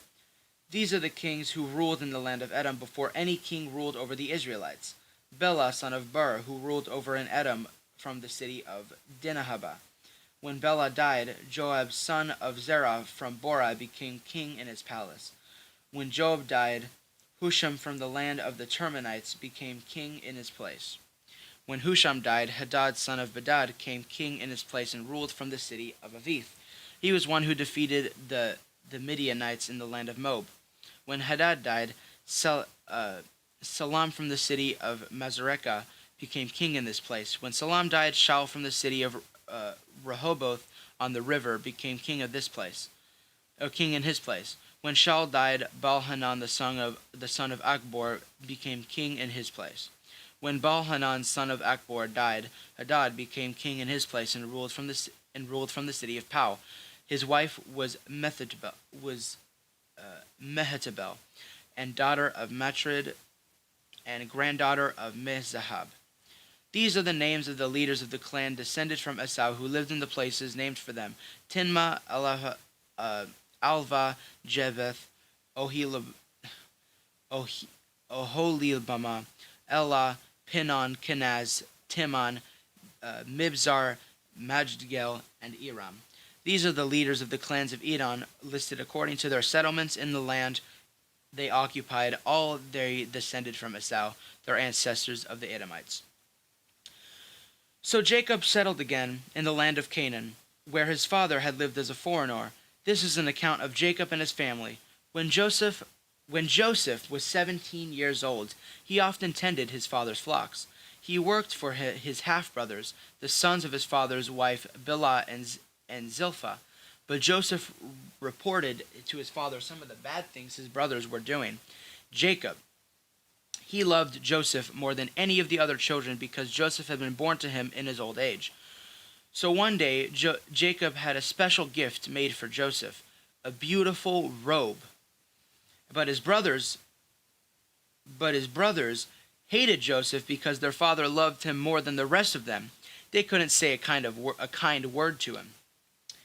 One night Joseph had a dream, and when he told his brothers about it, they hated him more than ever. "Listen to his dream," he said. "We were out in the field, tying up bundles of grain. Suddenly my bundle stood up, and your bundles all gathered around and bowed low before mine." His brothers responded, "So you think you will be our king, do you? Do you actually think you will reign over us?" And they hated him all the more because of his dreams and the way he talked about them. Soon Joseph had another dream, and again he told his brothers about it. "Listen, I have another dream," he said. "The sun, moon, and the 11 stars bowed low before me." This time he told the dream to his father as well as his brothers, but his father scolded him. "What kind of dream is that?" he asked. "Will your mother and I and your brothers actually come and bow to the ground before you?" But while his brothers were jealous of Joseph, his father wondered what the dreams meant. Soon after this, Joseph's brothers went to pasture their father's flocks at Shechem. When they had been gone for some time, Jacob said to Joseph, "Your brothers are pasturing the sheep at Shechem. Get ready, and I will send you to them." "I'm ready to go," Joseph replied. "Go now and see how your brothers and the flocks are getting along." Jacob said, "Then come back to me and bring me a report." So Jacob sent him on his way, and Joseph traveled to Shechem from their home into the valley of Hebron. When he arrived there, a man from the area noticed him wandering around the countryside. "What are you looking for?" he asked. "I'm looking for my brothers," Joseph replied. "Do you know where they're pasturing their sheep?" "Yes," the man told him. "They have moved on from here, but I heard them say, 'Let's go to Dothan.'" So Joseph followed his brothers to Dothan and found them there. When Joseph's brothers saw him coming, they recognized him at a distance. As he approached, they made plans to kill him. "Here comes the dreamer," they said. "Come on, let's kill him and throw him into one of these cisterns. And we can tell our father a wild animal has eaten him. Then we will see what becomes of his dreams." But when Reuben heard of their scheme, he came to Joseph's rescue. "Let's not kill him," he said. "Why should we shed any blood? Let's just throw him into this empty cistern in the wilderness, and then he'll die without our laying a hand on him." Reuben was secretly planning to rescue Joseph and return him to his father.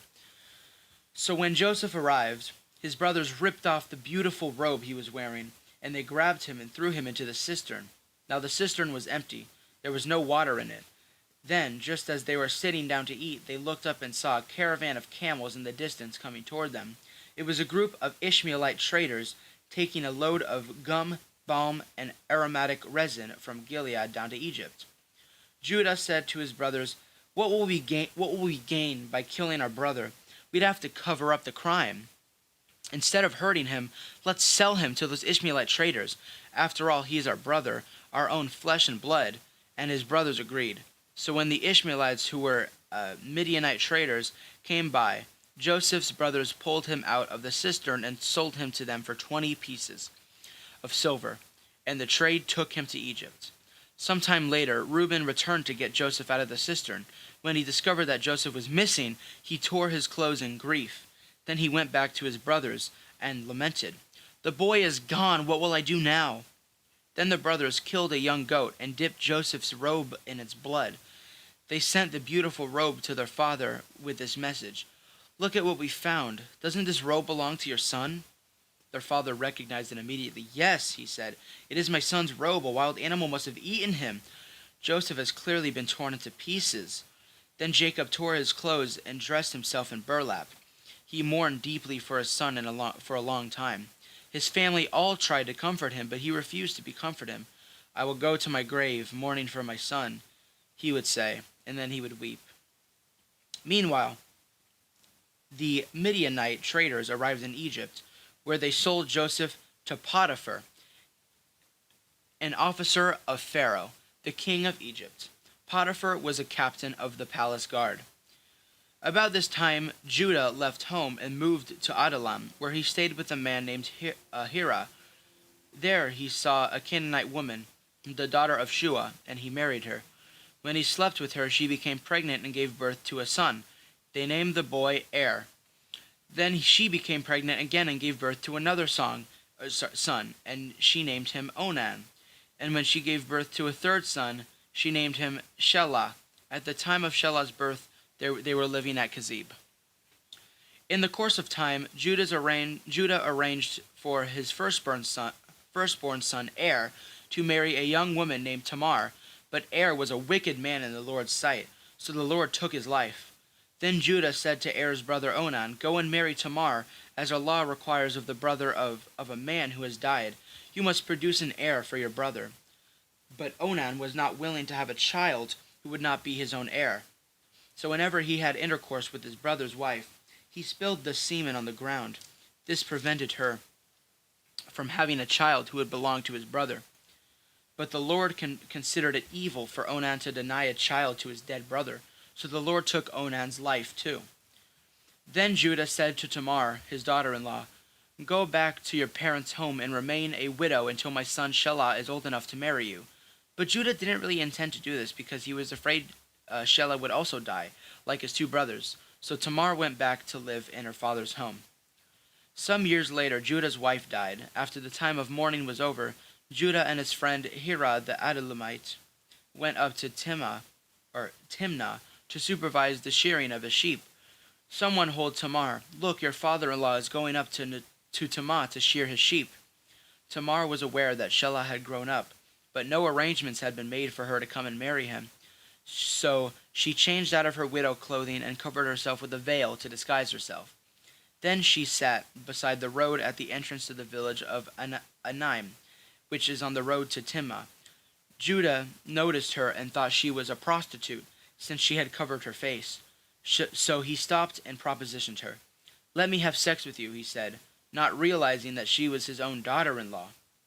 "How much will you pay to have sex with me?" Tamar asked. "I'll send you a young goat from my flock," Judah promised.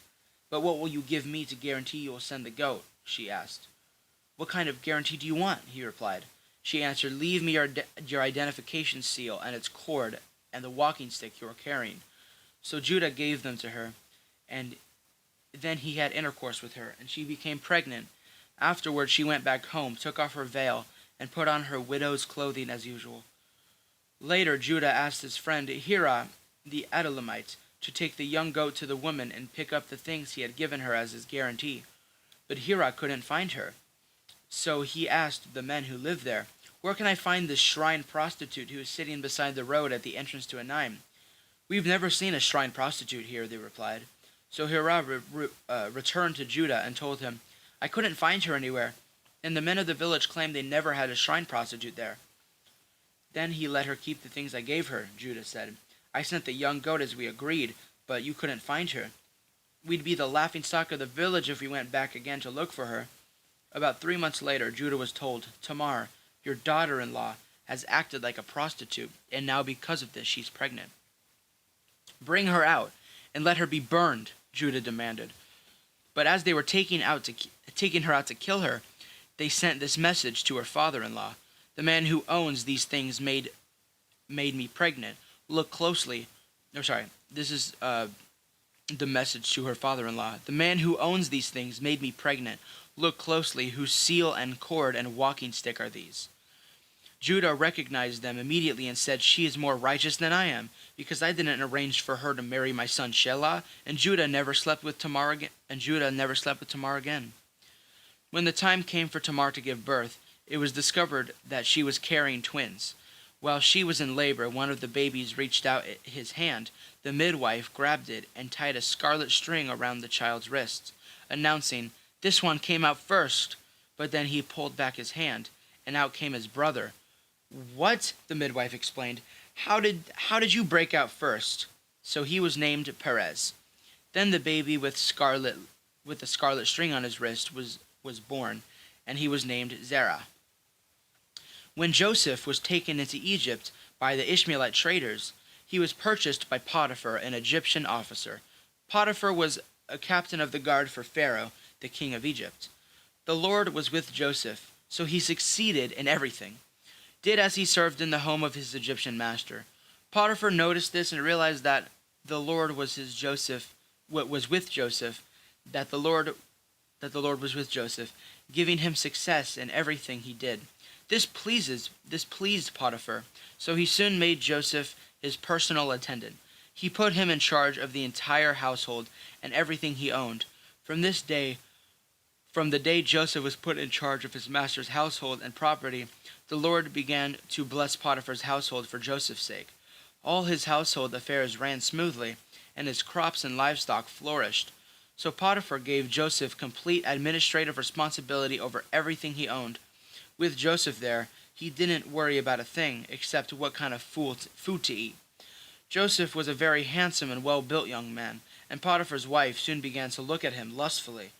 "Come and sleep with me," she demanded, but Joseph refused. "Look," he told her, "my master trusts me with everything in this entire household.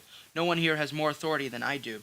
He has held back nothing from me except you, because you are his wife. How could I do such a wicked thing? It would be such a great sin against God." She kept putting pressure on Joseph day after day, but he refused to sleep with her, and he kept out of her way as much as possible. One day, however, no one else was around when he went in to do his work. She came and grabbed him by the cloak, demanding, "Come on, sleep with me." Joseph tore himself away, but he left his cloak in her hand as he ran from the house. When she saw that he was holding his cloak and he had fled, she called out to the servants. Soon all the men came running. "Look," she said, "my husband has brought this Hebrew slave here to make fools of us. He came into my room to rape me, but I screamed. When he heard me scream, he ran outside and got away, but he left his cloak behind with me." She kept the cloak with her until her husband came home. Then she told him her story. "That Hebrew slave you brought home into our house tried to come in and fool around with me," she said, "but when I screamed, he ran outside, leaving his cloak with me." Potiphar was furious when he heard his wife's story about how Joseph had treated her, so he took Joseph and threw him into the prison where the king's prisoners were held, and there he remained.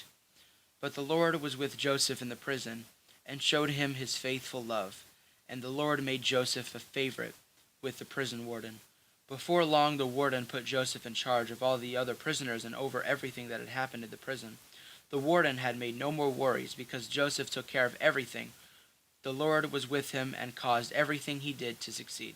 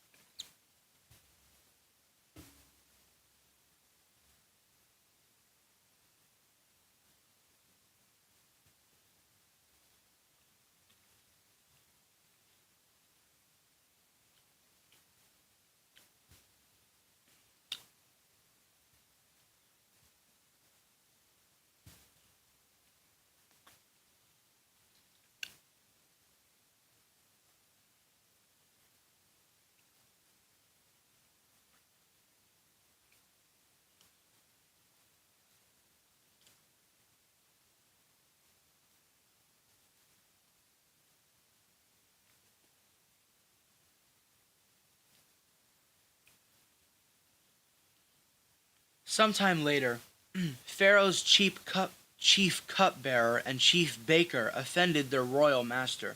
Pharaoh became angry with these two officials, and he put them in the prison where Joseph was, in the palace of the captain of the guard. They remained in prison for quite some time, and the captain of the guard assigned them to Joseph, who looked after them.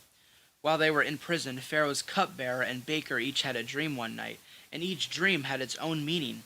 When Joseph saw them the next morning, he noticed that they both looked upset. "Why do you look so worried today?" he asked them. And they replied, "We both had dreams last night, but no one can tell us what they mean." "Interpreting dreams is God's business," Joseph replied. "Go ahead and tell me your dreams." So the chief cupbearer told Joseph his dream first. "In my dream," he said, "I saw a grapevine in front of me. The vine had 3 branches, and it began to bud and blossom. As soon as it produced clusters of ripe grapes. I was holding Pharaoh's wine cup in my hand, so I took a cluster of grapes and squeezed the juice into the cup. Then I placed the cup in Pharaoh's hand." "This is what the dream means," Joseph said. "The 3 branches represent 3 days. Within 3 days, the Pharaoh will lift you up and restore you to your position as his chef cupbearer. And please remember me and do me a favor when things go well for you. Mention me to Pharaoh, so that he might let me out of this place. For I was kidnapped from my homeland, the land of the Hebrews, and now I am here in prison, but I did nothing to deserve it." When the chief baker saw that Joseph had given him the first dream such a positive interpretation, he said to Joseph, "I had a dream too. In my dream there were 3 baskets of white pastries stacked on my head. The top basket contained all kinds of pastries for Pharaoh, but the birds came and ate them from the basket on my head." "This is what the dream means," Joseph told him. The 3 baskets also represent 3 days. 3 days from now, Pharaoh will lift you up and impale your body on a pole. Then the birds will come and peck away at your flesh. Pharaoh's birthday became 3 days later, and he prepared a banquet for all his officials and staff. He summoned his chief cupbearer and chief baker to join the other officials. He then restored the chief cupbearer to his former position, so he could again hand Pharaoh his cup. But Pharaoh impaled the chief baker, just as Joseph had predicted when he was interpreting his dream. Pharaoh's chief cupbearer, however, forgot all about Joseph, never giving him another thought. Be a very short second.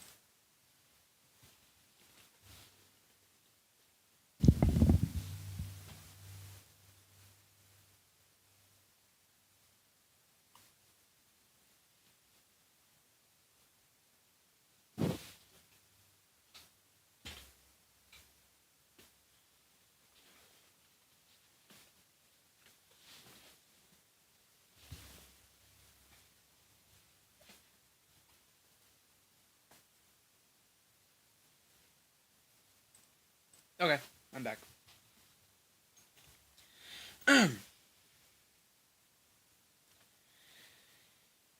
Okay.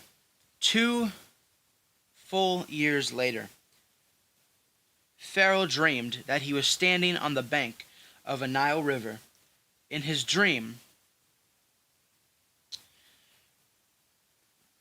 he saw 7 fat, healthy cows come up out of the river and began grazing in the marsh grass. Then he saw 7 more cows come up behind them from the Nile, but these were more scrawny and thin. These cows stood beside the fat cows on the river bank. Then the scrawny, thin cows ate the 7 healthy, fat cows. At this point in the dream, Pharaoh woke up. But he fell asleep again and had a second dream. This time he saw 7 heads of grain, plump and beautiful, growing on a single stalk. Then 7 more heads of grain appeared, but these were shriveled and withered by the east wind, and the thin heads swallowed up by the 7 plump, well-formed heads. Then Pharaoh woke up again and realized it was a dream. The next morning, Pharaoh was very disturbed by the dreams, so he called for the magicians.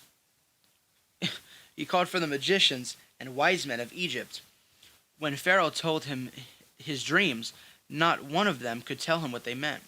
Finally, the king's chief cupbearer spoke up. "Today I have been reminded of my failure," he told Pharaoh. "Some time ago you were angry with the chief baker and me, and you imprisoned us in the palace of the captain of the guard. One night the chief baker and I each had a dream, and each dream had its own meaning. There was a young Hebrew man with us in the prison who was a slave of the captain of the guard. We told him our dreams, and he told us what each of our dreams meant. And everything that happened just as he had predicted. I was restored to my position as cupbearer, and the chief baker was executed and impaled on a pole." Pharaoh sent for Joseph at once, and he was quickly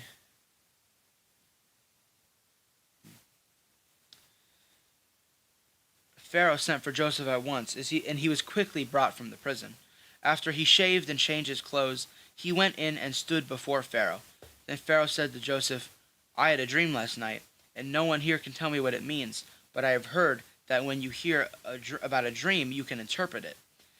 "It is beyond my power to do this," Joseph replied, "but God can tell you what it means and set you at ease." So Pharaoh told Joseph his dream. "In my dream," he said, "I was standing on a bank of the Nile River, and I saw 7 fat, healthy cows come up of the river and began grazing in the marsh grass.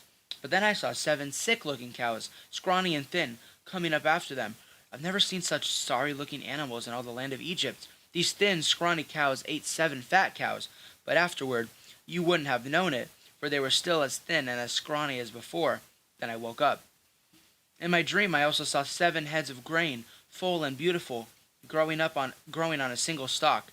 Then 7 more heads of grain appeared, but these were brightened, shriveled, and withered by the east wind, and the shriveled heads swallowed the 7 healthy heads. I told these dreams to the magicians, but no one could tell me what they mean. Joseph responded, both of Pharaoh's dreams mean the same thing. God is telling Pharaoh in advance what he is about to do. The 7 healthy cows and the 7 healthy heads of grain both represent 7 years of prosperity. The 7 thin, scrawny cows that came up later and the 7 thin heads of grain withered by the east wind represent 7 years of famine. This will happen just as I had described it, for God has revealed so to Pharaoh in advance what he is about to do. The next 7 years will be a period of great prosperity throughout the land of Egypt, but afterward there will be 7 years of famine, so that all the prosperity will be forgotten in Egypt. Famine will destroy the land. This famine will be so severe that even the memory of the good years will be erased. As for having 2 similar dreams, it means that these events have been decreed by God, and he will soon make them happen. Therefore, Pharaoh should find an intelligent and wise man and put him in charge of the entire land of Egypt. Then Pharaoh should appoint supervisors over the land and let them collect 1/5 of all the crops during the 7 good years. Have them gather all the food produced in the good years that are just ahead and bring it to Pharaoh's storehouses. Store it away and guard it so there will be food in the cities. That way there will be enough to eat when the 7 years of famine come to the land of Egypt. Otherwise, the famine will destroy the land. Joseph's suggestions were well received by Pharaoh and his officials. So Pharaoh asked his officials, "Can we find anyone else like this man, so obviously filled with the Spirit of God?" Then Pharaoh said to Joseph, "Since God has revealed the meaning of these dreams to you, clearly no one else is as intelligent or as wise as you are. You will be in charge of my court, and all my people will take orders from you. Only I, sitting on my throne, will have a rank higher than yours." Pharaoh said to Joseph, "I hereby put you in charge of the entire land of Egypt." Then Pharaoh removed his signet ring from his hand and placed it on Joseph's finger. He dressed him in fine linen clothing and hung a gold chain around his neck. Then he had Joseph ride in the chariot reserved for his second in command. And wherever Joseph went, the command was shouted, "Kneel down!" So Pharaoh put Joseph in charge of all Egypt. And Pharaoh said to him, "I am Pharaoh, but no one will lift a hand or foot in the entire land of Egypt without your approval." Then Pharaoh gave Joseph a new Egyptian name, Zaphanath-Paneah. He also gave him a wife whose name was Asenath. She was the daughter of Potiphera, the priest of On. So Joseph took in charge the entire land of Egypt. He was 30 years old when he began serving in the court of Pharaoh, the king of Egypt. And when Joseph left Pharaoh's presence, he inspected the entire land of Egypt. As predicted, for 7 years, the land produced bumper crops. During those years, Joseph gathered all the crops grown in Egypt and stored the grain from the surrounding fields in the cities. He piled up the huge amounts of grain like sand on the seashore.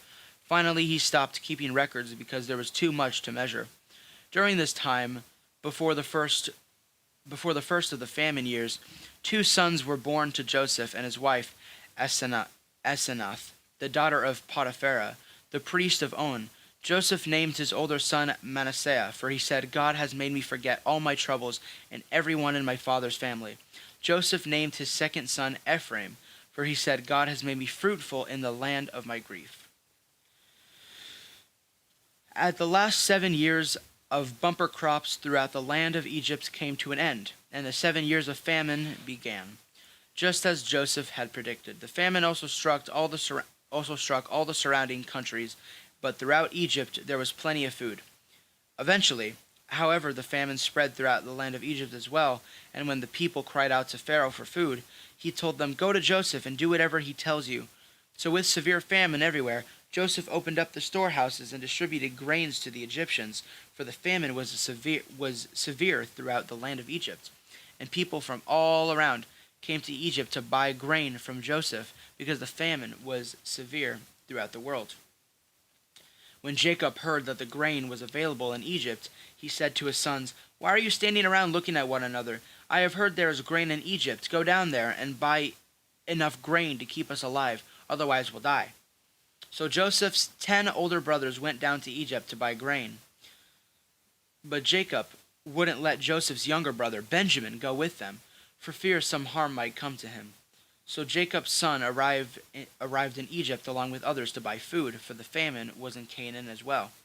Since Joseph was governor of all Egypt and in charge of selling grain to all people, it was to him that his brothers came. When they arrived, they bowed before him with their faces to the ground. Joseph recognized his brothers instantly, but he pretended to be a stranger and spoke harshly to them. "Where are you from?" he demanded. "From the land of Canaan," they replied. "We have come to buy food." Although Joseph recognized his brothers, they didn't recognize him, and he remembered the dreams he'd had about them. Many years before, he said to them, "You are spies. You have come to see how vulnerable our land has become." "No, my lord," they exclaimed. "Your servants have simply come to buy food. We are all brothers, members of the same family. We are honest men, sir. We are not spies." "Yes, you are," Joseph insisted. "You have come to see how vulnerable our land has become." "Sir," they said, "there are actually 12 of us. We, your servants, are all brothers, son of a man living in the land of Canaan. Our youngest brother is back there with our father right now, and one of our brothers is no longer with us." But Joseph insisted, "As I said, you are spies. This is how I will test your story. I swear by the life of Pharaoh that you will never leave Egypt unless your youngest brother comes here. One of you must go and get your brother. I'll keep the rest of you here in prison, and then we'll find out whether or not your story is true by the life of Pharaoh. If it turns out that you do not have a younger brother, then I'll know you are spies." So Joseph put them all in prison for 3 days. On the third day, Joseph said to them, "I am a God-fearing man. If you do as I say, you will live. If you really are honest men, choose one of your brothers to remain in prison. The rest of you may go home with the grain to your starving families. You must bring your youngest brother back to me. This will prove that you are telling the truth, and you will not die." To this they agreed. Speaking among themselves, they said, "Clearly we are being punished because of what we did to Joseph long ago. We saw his anguish and he pleaded for this life, but we wouldn't listen. That's why we're in this trouble." "Didn't I tell you not to sin against the boy?" Reuben asked. "But you wouldn't listen, and now we have to answer for his blood." Of course, they didn't know that Joseph understood them, for he had been speaking to them through an interpreter. Now he turned away from them and began to weep. When he regained his composure, he spoke to them again. Then he chose Simon from among them and had him tied up before their eyes. Joseph then ordered his servants to fill the men's sacks with grain, but he also gave them a secret instructions to return each brother's payment at the top of his sack. He also gave them supplies for their journey home. So the brothers loaded their donkeys with the grain and headed for home. But when they stopped for the night, and one of them had opened his sack to get a grain for the donkey, he found his money at the top of his sack. "Look, look," he exclaimed to his brothers, "my money has been returned. It's here in my sack." Then their hearts sank. Trembling, they said to each other, "What has God done to us?" When the brother came to their father Jacob in the land of Canaan, they told everything that had happened to them. "The man who is governor of the land spoke very harshly to us." They told him, "He accused us of being spies, scouting the land." But we said, "We are honest men, not spies. We are 12 brothers, sons of one father. One brother is no longer with us, and the youngest is at home with our father in the land of Canaan." Then the man who is governor of the land told us, "This is how I will find out if you're honest men. Leave one of your brothers here with me and take the grain for your starving families and go home, but you must bring your youngest brother back to me. Then I will know you are honest men and not spies. Then I will give you back your brother, and you may trade freely in the land." As they emptied out their sacks, there in each man's sack was the bag of money he had paid for the grain. The brothers and their father were terrified when they saw the bags of money. Jacob explained, "You are robbing me of my children. Joseph is gone, Simon is gone, and now you want to take Benjamin too? Everything is going against me." Then Reuben said to his father, "You may kill my 2 sons if I don't bring Benjamin back to you. I'll be responsible for him, and I promise to bring him back." But Jacob replied, "My son will not go down with you. His brother Joseph is dead, and he has all I have left. If anything should happen to him on your journey, you would send him his grieving, white-haired man to his grave." But the famine continued to ravage in the land of Canaan, where the grain they had gone. Jacob said to his sons, "Go back and buy us a little more food." But Judah said, "This man was serious when he warned us. You won't see my face again unless your brother is with you. If you send Benjamin with us, we will go down and buy more food. But if you don't let Benjamin go, we won't go either." "Remember," the man said, "you won't see my face again unless your brother is with you." "Why were you so cruel to me?" Jacob moaned. "Why did you tell him you had another brother?" "This man kept asking the questions about our family," they replied. "He asked, 'Is your father still alive? Do you have another brother?' So we answered his questions. How could we know he would say, 'Bring your brother down here'?" Judah said to his father, "Send the boy with me, and we will be on our way. Otherwise, we will all die of starvation, and not only we, but you and our little ones. I personally guarantee his safety. You might hold me responsible if I don't bring them back to you. Then he let me bear the blame forever. If we hadn't wasted all this time, we could have gone and returned twice by now."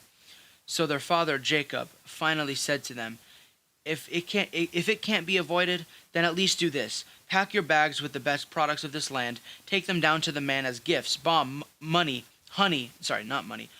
gum, aromatic resin, pistachio nuts, and almonds. Also, take double the money that was put back in your sacks, as it was probably someone's mistake. Then take your brother and go back to the man. May God Almighty give you mercy as you go before the man, so that he will release Simon and let Benjamin return. But if I lose my children, so be it." So the men packed Jacob's gifts and doubled the money and headed off with Benjamin. They finally arrived in Egypt and presented themselves to Joseph. When Joseph saw Benjamin with them, he said to the manager of his household, "These men will eat with me this noon. Take them inside the palace and go slaughter an animal and prepare a big feast." So the man did as Joseph told him to, and took them into Joseph's palace. The brothers were terrified when they saw that they were being taken into Joseph's house. "It's because of the money someone put in our sacks last time we were here," they said. "He plans to pretend that we stole it. Then he will seize us, make us slaves, and take our donkeys." The brothers approached the manager of Joseph's household and spoke to him at the entrance of the palace. "Sir," they said, "we came to Egypt once before to buy food, but we were returning home. We stopped for the night and we opened our sacks. Then we discovered that each man's money, the exact amount paid, was at the top of his sack. Here it is. We have brought it back with us. We also have additional money to buy more food. We have no idea who to put our money to on our sacks, or who put our money in our sacks." "Relax. Don't be afraid," the household manager told them. "Your God, the God of your father, must have put this treasure into your sacks. I know. I received your payment." Then he released Simon and brought him out to them. The manager then led the men into Joseph's palace. He gave them water to wash their feet and provided food for their donkeys. They were told that they would be eating there, so that they prepared their gifts for Joseph's arrival at noon. When Joseph came home, they gave him the gifts they had brought him, then bowed low to the ground before him. After greeting them, he asked, "How is your father, the old man you spoke about? Is he still alive?" "Yes," they replied. "Our father, your servant, is alive and well," and they bowed low again. Then Joseph looked at his brother Benjamin, the son of his own mother. "Is this your youngest brother, the one who you told me about?" Joseph asked.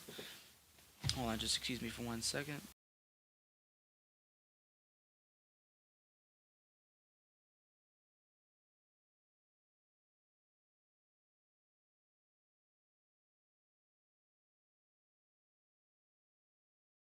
Okay, let me reconvene where I was. Let's find out. Um,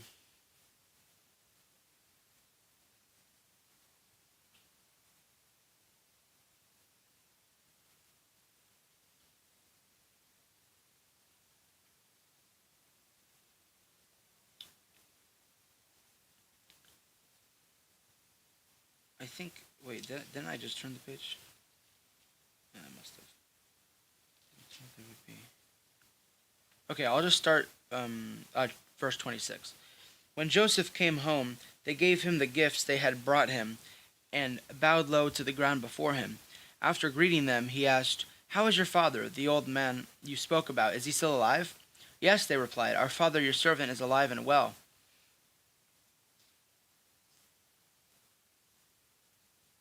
And they bowed low again. Then Joseph looked at his brother Benjamin, the son of his own mother. "Is this your youngest brother, the one you told me about?" Joseph asked. "May God be gracious to you, my son." Then Joseph hurried from the room because he was overcome with emotion for his brother. He went into his private room, where he broke down and wept.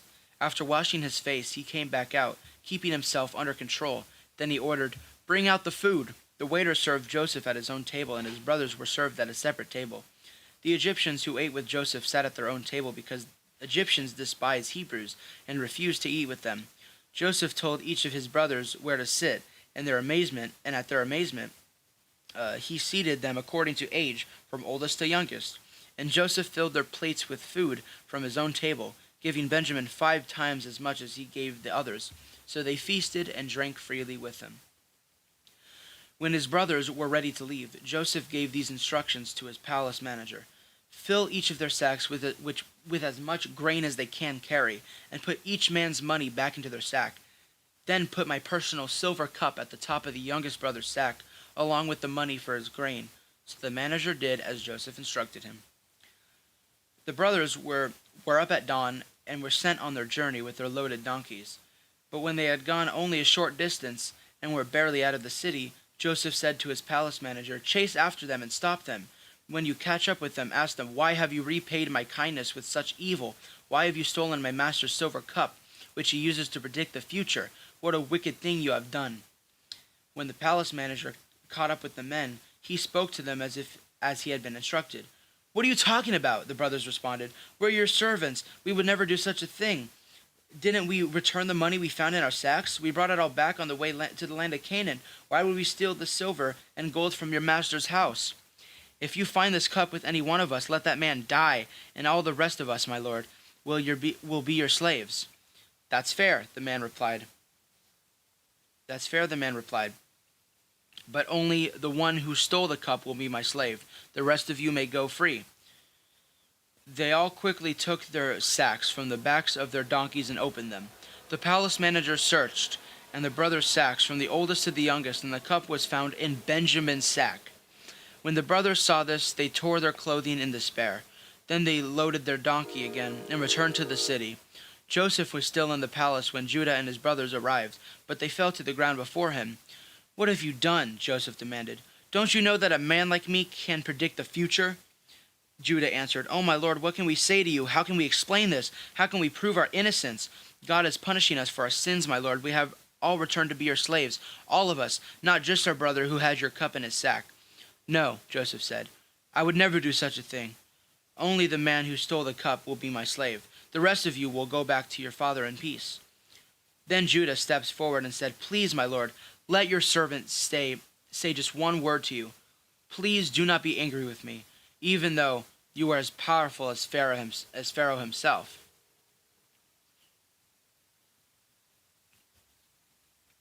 "My lord, previously you asked us, your servants, do you have a father or a brother?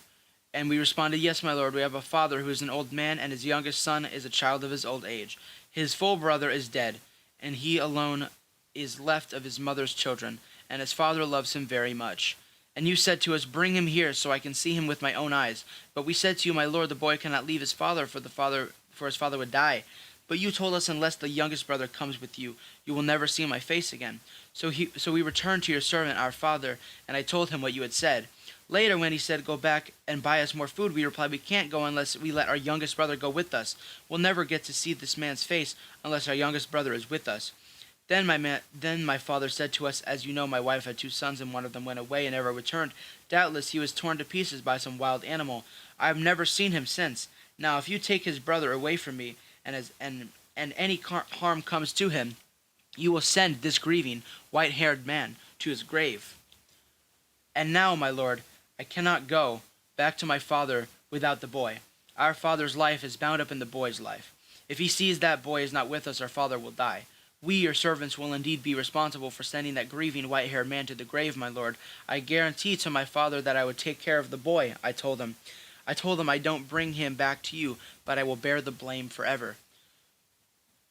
So please, my lord, let me stay here as a slave instead of the boy, and let the boy return to his brothers. For how can I return to my father if the boy is not with me? I couldn't bear to see the anguish this would cause my father." Joseph could stand it no longer. There were many people in the room, and he said to his attendants, "Out of all of you," so he was alone with his brothers, so when he told them who he was, then he broke down and wept. He wept so loudly the Egyptians could hear him, and word of it quickly carried to Pharaoh's palace. "I am Joseph," he said to his brothers. "Is my father still alive?" But his brothers were speechless. They were stunned to realize that Joseph was standing there in front of them. "Please come closer," he said to them. So they came closer, and he said again, "I am Joseph, your brother, whom you sold into slavery in Egypt. But don't be upset. Don't be angry with yourselves for selling me to this place. It was God who sent me here ahead of you to preserve your lives. This famine that has ravaged the land for 2 years will last 5 more years, and there will be neither plowing nor harvesting. God has sent me ahead of you to keep you and your families alive and to preserve many survivors. So it was God who sent me here, not you, and he is the one who made me an advisor to Pharaoh, the manager of his entire palace and the governor of all Egypt. Now hurry back to my father and tell him, this is what your son Joseph says. God has made me master of all the land of Egypt, so come down to me immediately. You can live in the region of Goshen. You can be near with me with all your children and the grandchildren, your flocks and your herds and everything you own. I will take care of you there, for there are still 5 years of famine ahead of us. Otherwise you, your household, and all your animals will starve." Then Joseph added, "Look, you can see for yourselves, and that my brother Benjamin, that I really am Joseph. Go tell my father of my honored position here in Egypt. Describe him everything you have seen, and then bring my father here quickly." Weeping with joy, he embraced Benjamin, and Benjamin did the same.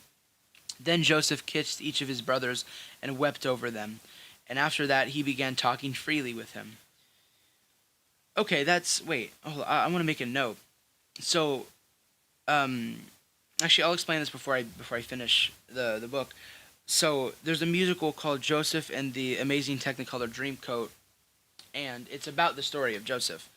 And pretty much in the story, so like I'm reading, especially this thing with Joseph, I'm reading it like pretty much for a second time. And so, and I actually want to just, something that fascinates me is the fact that Joseph is putting his brothers up to these kind of things, but he isn't necessarily like shaming them the whole time. Like he's giving them a hard time, just for them to feel some sort of guilt, and then he reveals himself and he allows them to be in his to be in Egypt, to survive the famine. And one thing that I'm fascinated with is that he weeps with them.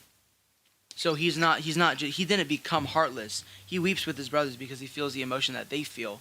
He doesn't want them to go through a hard time, but yet they have to, in order for Joseph to reveal himself.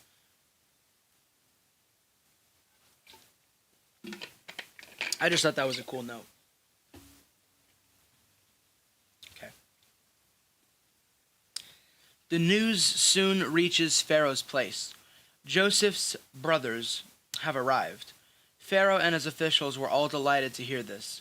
Pharaoh said to Joseph, Tell your brothers, this is what you must do. Load your pack animals and hurry back to the land of Canaan. Get your father and all of your families and return here to me. I will give you the very best land in Egypt, and you will eat from the best that the land produces."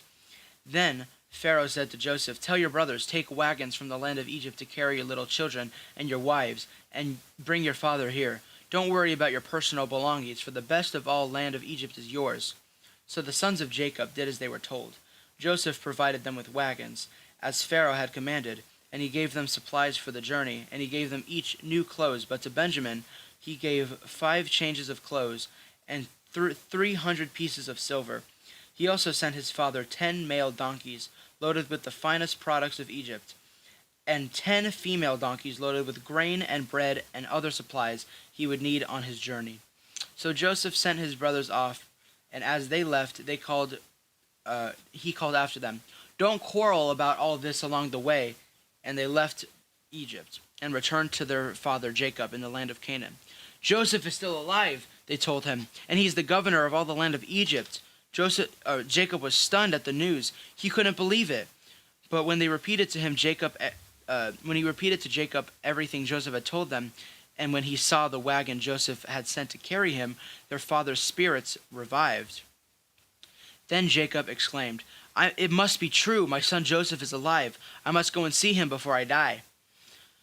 So Jacob set out for Egypt, and with all the possessions, and he came to Beersheba, and he offered sacrifices to the God of his father Isaac. During the night God spoke to him in a vision. "Jacob, Jacob," he called. "Here I am," Jacob replied.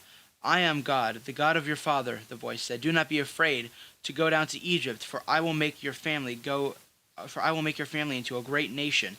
I will go with you down to Egypt, and I will bring you back again.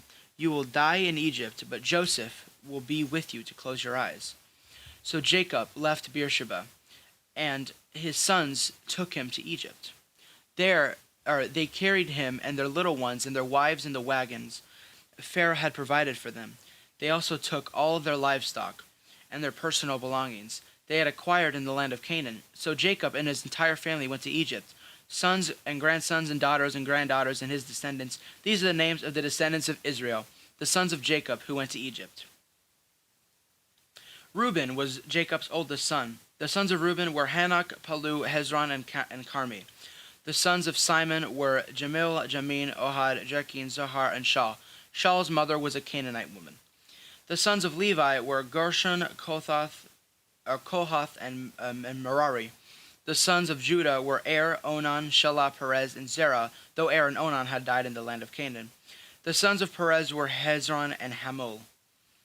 The sons of Issachar were Tola, Pua, Jashum, and Shimron. The sons of Zebulun were Shared, Elon, and Jalil. These were the sons of Leah and Jacob who were born in Padan Aram, in addition to their daughter Dinah. The number of Jacob's descendants, male and female, through Leah was 33. The sons of Gad were Zephon, Haggai, Shuni, Ezon, Eri, Arodi, and Areli. The sons of Asher were Inma, Ishva, Ishvi, and Beriah. Their sister was Sarah. Beriah's son were Heber and Malkiel. These were the sons of Zilpah, the servant given to Leah by her father Laban. The number of Jacob's descendants through Zilpah was 16. The sons of Jacob's wife Rachel were Joseph and Benjamin. Joseph's son, born in the land of Egypt, were Manasseh and Ephraim. Their mother was Asenath, daughter of Potipharah, the priest of On. Benjamin's sons were Bela, Becher, Ashbel, Gera, Naaman, Ahi, Rush, Mupim, Hupim, and Ard. These were the sons of Rachel and Jacob. The number of Jacob's descendants through Rachel was 14. The son of Dan was Hushim. The son of Naphtali were Jazeel, Guni, Jezer, and Shillem. These were the sons of Bilhah, the servant given to Rachel by her father Laban. The number of Jacob's descendants through Bilhah was 7. The total number of Jacob's direct descendants who went with him to Egypt, not counting his sons' wives, was 66.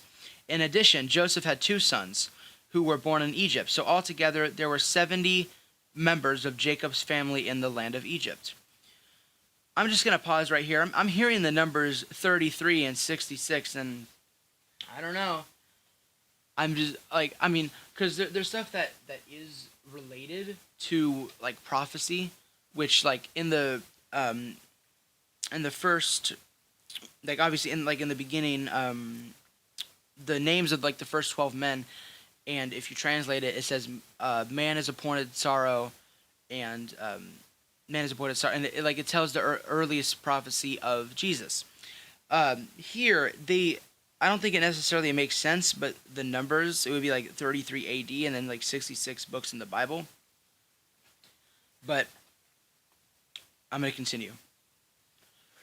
As they neared their destination, Jacob sent Judah ahead to meet Joseph and get directions to the region of Goshen. And when they finally arrived there, Joseph prepared his chariot and traveled to Goshen to meet his father, Jacob. When Joseph arrived, he embraced his father and wept, holding him for a long time. Finally, Jacob said to Joseph, "Now I am ready to die, since I have seen your face again, and I know you are still alive."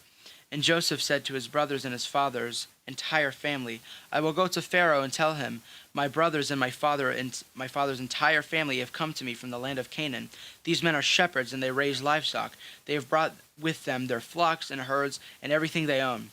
Then he said, "When Pharaoh calls for you and asks you about your occupation, you must tell him, we your servants have raised livestock all our lives, and our ancestors have always done." When you tell him this, he will let you live there in the region of Goshen, for the Egyptians despise the shepherds. For the Egyptians despise shepherds. Then Joseph went to see Pharaoh and told him, "My father and my brothers have arrived from the land of Canaan, and they have come with all their flocks and herds and possessions, and they are now in the region of Goshen." Joseph took 5 of his brothers with him and presented them to Pharaoh, and Pharaoh asked the brothers, "What is your occupation?" They replied, "We, your servants, are shepherds, just like our ancestors. We have come to live here in Egypt for a while, for there is no pasture for our flock in Canaan. The famine is very severe, though, so please we request permission to live in the region of Goshen." Then Pharaoh said to Joseph, "Now that your father and brothers have joined you here, choose any place in the entire land of Egypt for them to live. Give them the best land of Egypt. Let them live in the region of Goshen, and if any of them have special skills, put them in charge of my livestock too." Then Joseph brought in his father Jacob and presented him to Pharaoh. And Jacob blessed Pharaoh. "How old are you?" Pharaoh asked him. Jacob replied, "I have traveled this earth for 130 hard years, but my life has been short compared to the lives of my ancestors." Then Jacob blessed Pharaoh again before leaving his court. So Joseph assigned the best land of Egypt, the region of Ramesses, to his father and his brothers, and he settled them there, just as Pharaoh had commanded. And Joseph provided food for his brother and his brothers in the amounts appropriate to the number of their dependents, including the smallest children. Meanwhile, the famine became so severe that all the food was used up, and people were starving throughout the land of Egypt and Canaan. By selling grain to the people, Joseph eventually collected all the money in Egypt and Canaan, and he put the money into Pharaoh's treasury. When the people of Egypt and Canaan ran out of money, all the Egyptians came to Joseph. "Our money is gone," they cried, "but please give us food, or we will die before your very eyes." Joseph replied, "Since your money is gone, bring me your livestock. I will give you food in exchange for your livestock." So they brought their livestock to Joseph in exchange for food. In exchange for their horses, flocks of sheep and goats, herds of cattle and donkeys, Joseph provided them with food for another year.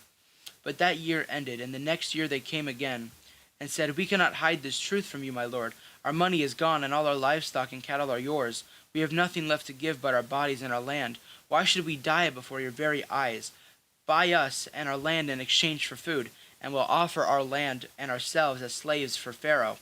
Just give us grain so we may live and not die, and so the land does not become empty and desolate." So Joseph bought all the land of Egypt for Pharaoh, and all the Egyptians sold him their fields because the famine was so severe, and soon all the land belonged to Pharaoh. As for the people, he made them all slaves. From one end of Egypt to the other, the only land he did not buy was the land belonging to the priests. They received an allotment of food directly from Pharaoh, so they didn't need to sell their land.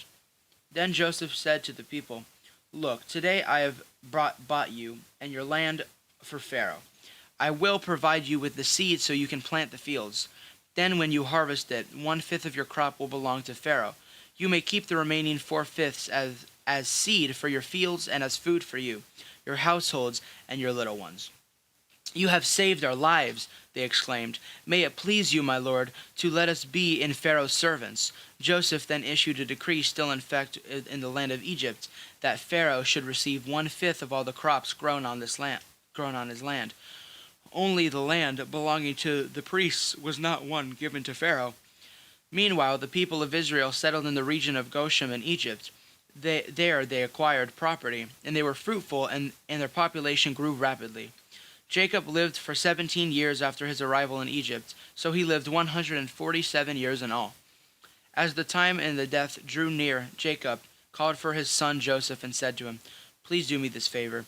Put your hand under my thigh and swear that you will treat me with unfailing love by honoring this last request. Do not bury me in Egypt. When I die, please take my body out of Egypt and bury me with my ancestors." So Joseph promised, "I will do as you ask." "Swear that you will do it," Jacob insisted. So Joseph gave his oath, and Jacob bowed humbly at the head of his bed. One day not long after this, word came to Joseph, "Your father is failing rapidly." So Joseph went to visit his father. So he took with him his 2 sons, Manasseh and Ephraim. When Joseph arrived, Jacob was told, "Your son Joseph has to come and see you." So Jacob gathered his strength and sat up in his bed. Jacob said to Joseph, "God Almighty appeared to me at Luz in the land of Canaan and blessed me. He said to me, 'I will make you fruitful and I will multiply your descendants. I will make you a multitude of nations, and I will give you this land of Canaan to your descendants after you as an everlasting possession.' Now I am claiming as my own sons these 2 boys of yours, Ephraim and Manasseh, who were born here in the land of Egypt before I arrived. They will be my sons, just as Reuben and Simon are. But any children born to you in the future will be your own, and they will inherit the land within the territories of their brothers Ephraim and Manasseh." Long ago, I was returning from Padan Aram. Rachel died in the land of Canaan. We were still on the way, some distance from Ephrath, that is Bethlehem. So with great sorrow I buried her there beside the road to Ephrath. When Jacob looked over at the 2 boys, "Are these your sons?" he asked. "Yes," Joseph told him. "These are my sons God has given me here in Egypt." And Jacob said, "Bring them closer to me so I can bless them." Jacob was half blind because of his age and can hardly see. So Joseph brought the boys close to him, and Jacob kissed them and embraced them. Then Jacob said to Joseph, "I never thought I would see your face again, but now God has let me see your children too." Joseph moved the boys, who were at their grandfather's knees, and he bowed with his face to the ground. Then he positioned the boys in front of Jacob. With his right hand he directed Ephraim towards Jacob's left hand, and with his left hand he put Manasseh at Jacob's right hand. But Jacob crossed his arms as he reached out to lay his hands on the boys' heads. He put his right hand on the head of Ephraim, though he was the younger boy, and he set his left hand on the hand of Manasseh, though he was the firstborn. Then he blessed Joseph and said, "May the God before whom my grandfather Abraham and my father Isaac walked, the God who had been my shepherd all my life to this very day, the angel who had redeemed me from all harm, may he bless these boys. May they preserve my name and the name of Abraham and Isaac, and may their descendants multiply greatly throughout the earth." But Joseph was upset when he saw that his father placed his right hand on Ephraim's head. So Joseph lifted it to move from Ephraim's head to Manasseh's head. "No, my father," he said, "this one is the firstborn. Put your right hand on his head." But his father refused. "I know, my son, I know," he replied. "Manasseh will also become a great people, but his younger brother will become even greater, and his descendants will become a multitude of nations." So Jacob blessed the boys that day with his blessing. "The people of Israel will use your names when they give you a blessing. They will say, 'May God make you as prosperous as Ephraim and Manasseh.'" In this way Jacob put Ephraim instead of Manasseh. Then Jacob said to Joseph, "Look, I am about to die, but God will be with you, and he will take you back to Canaan, the land of your ancestors, and beyond what I have given your brothers, I have given you an extra portion of the land that I took from the Amorites with my sword and bow." Then Jacob called together all his sons, and he said, "Gather around me, and I will tell you what happened to each of you in the days to come. Come and listen, you sons of Jacob. Listen to Israel your father. Reuben, you are my firstborn, my strength, the child of my vigorous youth. You are first in rank and first in power, but you are as unruly as a flood, and you will be first no longer, for you went to bed with my wife. You defiled my marriage couch. Simon and Levi are two of a kind. Their weapons are instruments of violence. May I never join in their meetings. May I never be at a party to their plans. For in their anger they murdered men, and they crippled oxen just for sport. A curse on their anger, for it is fierce. A curse on their wrath, for it is cruel. I will scatter them among the descendants of Jacob. I will disperse them throughout Israel. Judah, your brothers will praise you. You will grasp your enemies by the neck. All your relatives will bow before you. Judah, my son, is a young lion that has finished eating its prey. Be a lion, he crouches and he lies down, like a lioness who dares to rouse him. The scepter will not depart from Judah, nor the ruler's staff from his descendants, until the coming of one to whom it belongs, the one whom all nations will honor. He ties his foal to a grapevine, the colt of his donkey to a choice vine. He washes his clothes in wine, his robes in the blood of grapes. His eyes are darker than wine. His teeth are whiter than milk. Zebulun will settle by the seashore, and will be a harbor for ships. His borders will extend to Sidon. Issachar is a sturdy donkey, resting between two saddle packs. When he sees how good the countryside is, and how pleasant the land, he will bend his shoulder to the load, and submit himself to hard labor. Dan will govern his people like any other tribe in Israel.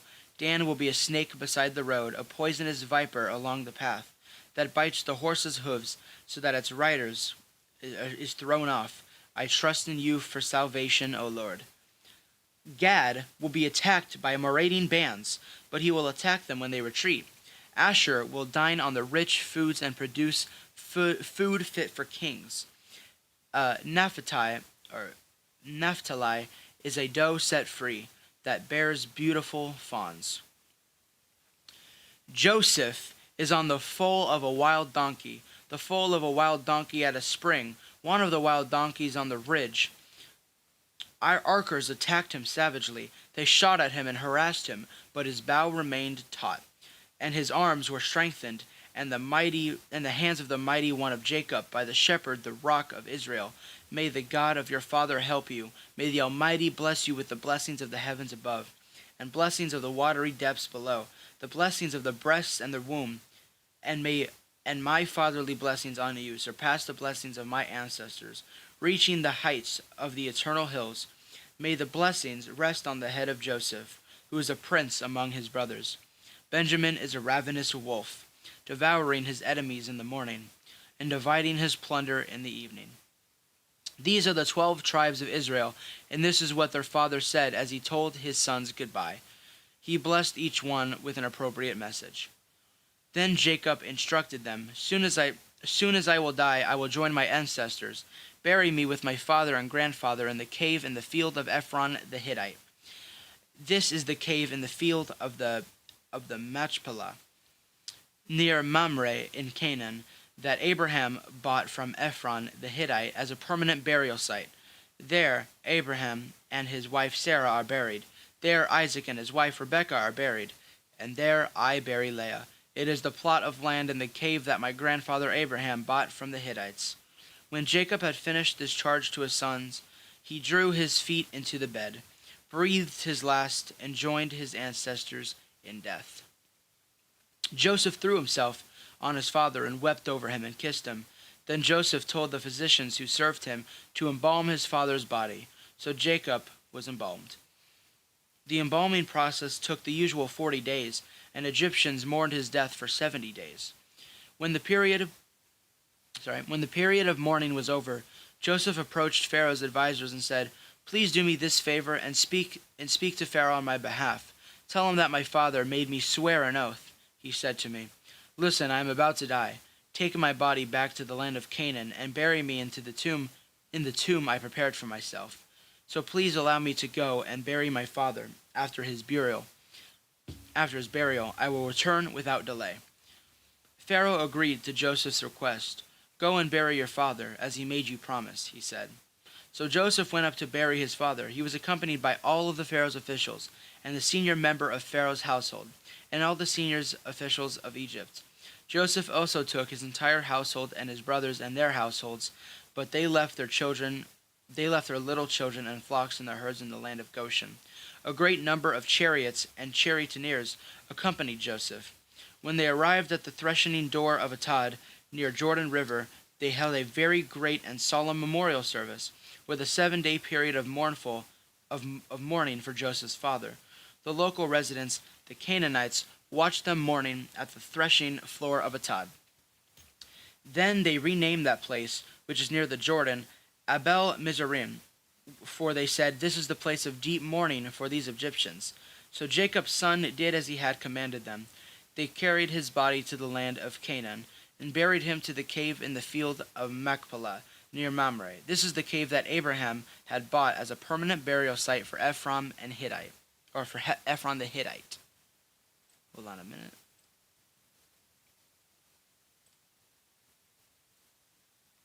Okay. Cool. After burying Jacob, Joseph returned to Egypt with his brothers and all who had accompanied him to his father's burial. But now that their father was dead, Joseph's brothers became fearful. 'Now Joseph will show his anger and pay us back for all the wrong we did to him,' they said. So they sent this message to Joseph: 'Before your father dies, he instructed us to say to you, please forgive your brothers for the great wrong they did to you. For their sin is in treating you so cruelly, so we, the servants of the God of your father, beg you to forgive our sin.' When Joseph received the message, he broke down and wept. Then his brothers came and threw themselves down before Joseph. 'Look, we are your slaves,' they said. But Joseph replied, 'Don't be afraid of me. Am I God that I can punish you? You intended to harm me, but God intended all for good. He brought me to this position so I could save the lives of many people. No, don't be afraid. I will continue to take care of you and your children.' So he reassured them by speaking kindly to them. So Joseph and his brothers and their families continued to live in Egypt. Joseph lived at the age of 110. He lived to see three generations of descendants of his son Ephraim, and he lived to see the birth of the children of Manasseh's son Machir, whom he claimed as his own. 'Soon I will die,' Joseph told his brothers, 'but God will surely come to help you and lead you out of this land of Egypt. He will bring you back to the land he solemnly promised to give Abraham, to Isaac, and to Jacob.' Then Joseph made the sons of Israel swear on oath, and he said, 'When God comes to help you and lead you back, you must take my bones with you.' So Joseph died at the age of 110. The Egyptians embalmed him, and his body was placed in a coffin in Egypt." All right, so that is the entire story of Exodus that I just read. Now I know Isaiah is probably going to be a very hefty one when I get to it. So I plan either next Sunday or 2 Sundays later, I will be reading the book of Exodus. And so I think the book of Genesis was really nice. There was a lot of things that I didn't know and a lot of things that I think were reassured. So I really enjoyed this. I'm going to be using this Bible for all the readings for hopefully reading the whole thing. So pretty much that's my plan. Thank you for joining me on the beginning of this journey to do it. And I think I'm going to figure out how to leave this up so that people can watch this again, and it's not just for this live stream. People can watch, in the future, and then they can see like the whole 66 or however many I do. So Yeah, that was today on Genesis, and I hope you all have a blessed day, and I will sign us off.